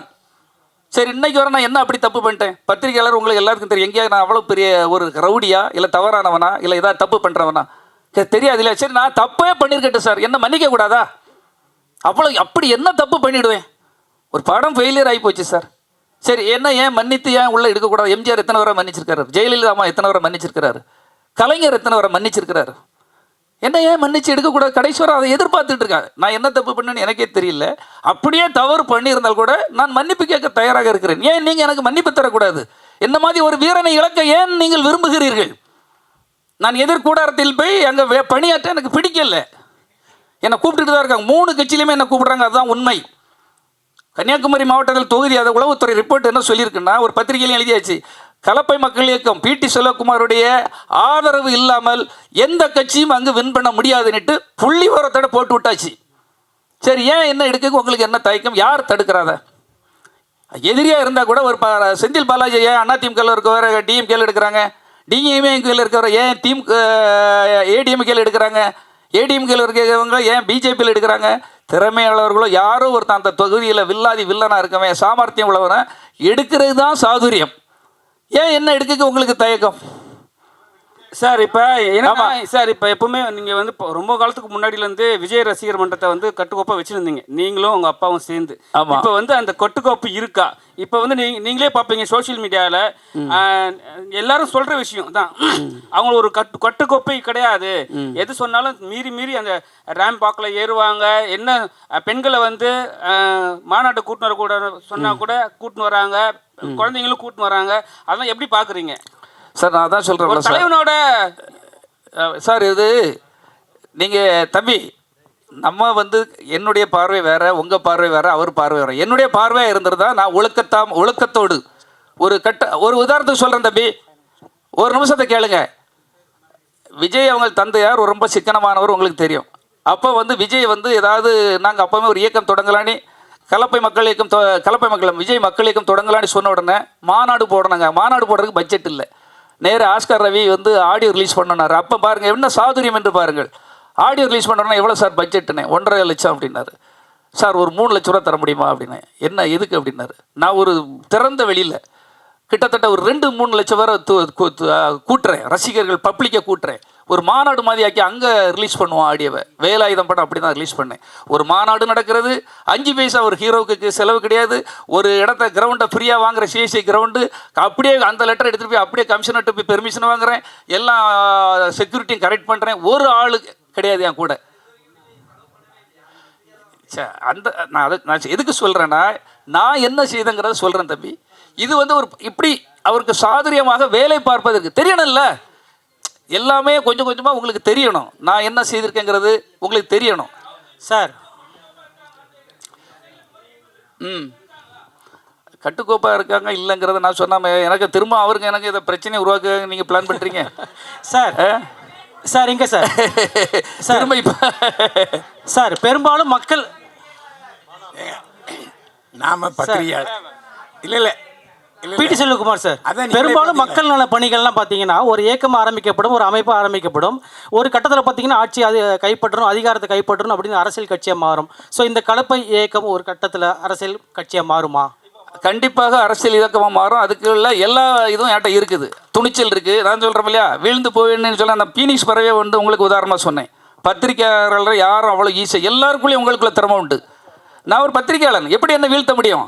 தனிநபராக தானே போராடிட்டு இருக்கேன். இப்போ யாருடைய பேக்ரவுண்டில் நான் பண்ணிகிட்டு இருக்கிறேன் சொல்லுங்கள் பார்ப்போம். தனிநபர், இது தனிநபரின் படை. என்கிட்ட வேணால் கொஞ்சம் படையாக இருக்கலாம், ஆனால் நிச்சயமாக அது வந்து மிகப்பெரிய அளவில் நீங்களே பேசுகிற அளவு உங்கள் கை அப்படி எழுதுக்கு வரும். இப்படி ஒருத்தன் இருந்திருக்காங்கிற வரலாறு என்னென்னா தெரிஞ்சே சிலவங்க தப்பு பண்ணுவாங்க. இவரை இப்படி நம்ம போயிட்டா அவங்களுக்கு அவங்க இது போயிடும். ஒன்று அதான். இப்போ நம்மளை மாதிரி ஒரு சிந்திக்க தெரிஞ்சவன், நல்லா பேச தெரிஞ்சவன், உண்மையை சொல்ல தெரிஞ்சவன், கட்டமைப்பை உருவாக்க தெரிஞ்சவன், கட்டமைப்பை நம்ம தானே உருவாக்கணும். இப்போ இந்த 4-5 வருடமாக என்ன அவர் மேலே போயிட்டார், அதை அறுவடை செய்வதற்காக வரப்பட்டவர்கள். பறவைகள் அங்கே தண்ணீரோ அங்கே எல்லாம் வற்றி போயிட்டா அற்ற நீர் பறவை போல் அவ்வளோ பறந்து போயிடும். நாங்கள்லாம் எல்லா கஷ்டத்திலையும் நின்றவங்க. எத்தனை பிரச்சனைகள் வந்தாலும் காவலன் படத்தில் 1000 பிரச்சனைகள், ஆளுங்கட்சினால அத்தனை பிரச்சனைகள். ஒரே ஒரு ஆளை என்ன மட்டும் தான் விடுவாங்க, முன்னில் நில்லு, கர்ணன் மாதிரி நில்லுன்னு என்ன தான் விடுவாங்க, நான் தான் நிற்பேன். அது படம் ரிலீஸாக இருந்தாலும் சரி, படத்துக்கு பிரச்சனையாக இருந்தாலும் சரி, ஒரு தோல்வி படத்துக்கு பிறகு ஒரு டிஸ்ட்ரிபியூட்டர்கிட்ட பேசதாக இருந்தாலும் சரி, எதுவாக இருந்தாலும் அங்கே நின்றவன் பிடி செல்வகுமார் தான். இப்போ நம்ம வந்து கண்டிப்பாக அவர் ஒரு காலகட்டத்தில், எந்த காலகட்டத்திலேயாவது ஒரு காலகட்டத்தில் எல்லாருக்கும் எல்லோரும் தேவை தானே. நம்ம ஒன்றும் தேவதூதர்கள், நம்ம எல்லாம் உச்சத்திலிருந்து கீழே குதித்தவர்கள் அல்ல. அது என்னைக்காவது எல்லாருக்கும் தெரியும். இல்லை கூட இருப்பவர்கள் ஏதாவது மாறுவாங்க, அந்த மாற்றங்கள் நிகழும்போது நிச்சயமாக நம்ம அவங்க கூட பயணப்படுவோம் என்பது தான் என்னுடைய எண்ணம். ஆமாம்.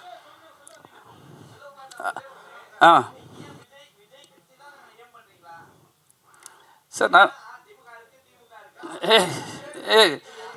பலா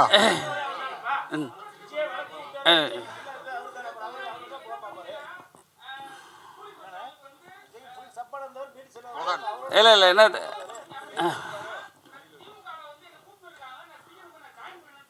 சார், அடுத்த ஷோக்கு டைம் ஆச்சு சார். சரி, ஃபைனலாக ஒன்று சொல்லிடுறேன். ஃபைனலுக்கு கேட்டுருங்க. அதாவது எந்த காலமும் இதே போல் இருக்காது. இன்னைக்கு நிரந்தர எதிரிகளும் கிடையாது, நிரந்தர நண்பர்களும் கிடையாது, துரோகமும் கிடையாது, நட்பும் கிடையாது. என்னைக்காவது ஒரு நாள் நல்லது நடக்கும். நம்ம அந்த சேவை செய்கிறோம். அப்படி இல்லை என்றால் கூட காலம் தீர்மானித்தால் தனித்து நின்று கூட கண்டிப்பாக நான் ஜெயிப்பேன். அந்த நம்பிக்கை எனக்கு இருக்கிறது. எது வேணாலும் செய்வேன். பைலான் சார் ஏதோ பேசணுங்கிறாங்க, பேசுவாங்க. அதாவது இங்கே இருக்கவங்களே செல்வகுமாரோட அதிகமாக தொடர்பு வச்சுருந்தவன் நான் தான். அதை யாரும் மறுக்க முடியாது. யாராவது எனக்கு சீனியர் இருக்காங்களா? அவரை பற்றி அணுவாக தெரிஞ்சவர் நான். அவர் வந்து எந்த பிரச்சனையை தொட்டாலும், எந்த தொழிலை தொட்டாலும் அது மேன்மையை அடையக்கூடியவர். சோசியை பற்றி நடத்தி தமிழ்நாட்டிலே லாபம் சம்பாதிச்சார் அவர் தான். இல்லைன்னு யாருக்காவது உங்களுக்கு தெரியுமா? அந்த மாதிரி நான் இப்போ உங்களுக்கு கேள்வி கேட்குறது என்னென்னா, நீங்கள் பத்திரிகையாளர், பத்திரிகை உரிமையாளர், நிருபர், PRO, production manager, production executive, தயாரிப்பாளர், இவ்வளவு பன்முகங்கள் கொண்ட உங்களுக்கு பிடித்த தொழில் எது? மனநிறைவை தந்த தொழில் எது? இல்லை அம்மா உங்கள்கிட்ட தான் கேட்குறேன். கடைசியில் ஏன்ட்ட நான் அவங்ககிட்ட கேட்குறேன். இல்லை, எனக்கு பிடித்த தொழில் இப்பவும் சொல்கிறேன் சார். திரும்பவும் பத்திரிகை நிறுவனம் வந்து கேள்வி கேட்டு எனக்கு எழுத்து தான் ஆசை. ஆனால் சூழல் வந்து என்னை வந்து ப்ரொடியூசர் ஆகிட்டு டைரக்டர் ஆகிடுச்சு. இன்றைக்கி கலப்பை மக்கள் இயக்கம் மூலமாக எனக்கு சர்வீஸ் செய்ய வந்துடுச்சு. இயக்கம் மூலமாக நிறைய தொண்டாட்டிட்டு இருக்கேன். இது நல்ல மன திருப்தி இருக்குது. மீண்டும் எனக்கு பத்திரிகையாளராக வரணும்னு எனக்கு ஆசை இருக்கிறது. அதான் உண்மை. நன்றி. நன்றி நன்றி சார்.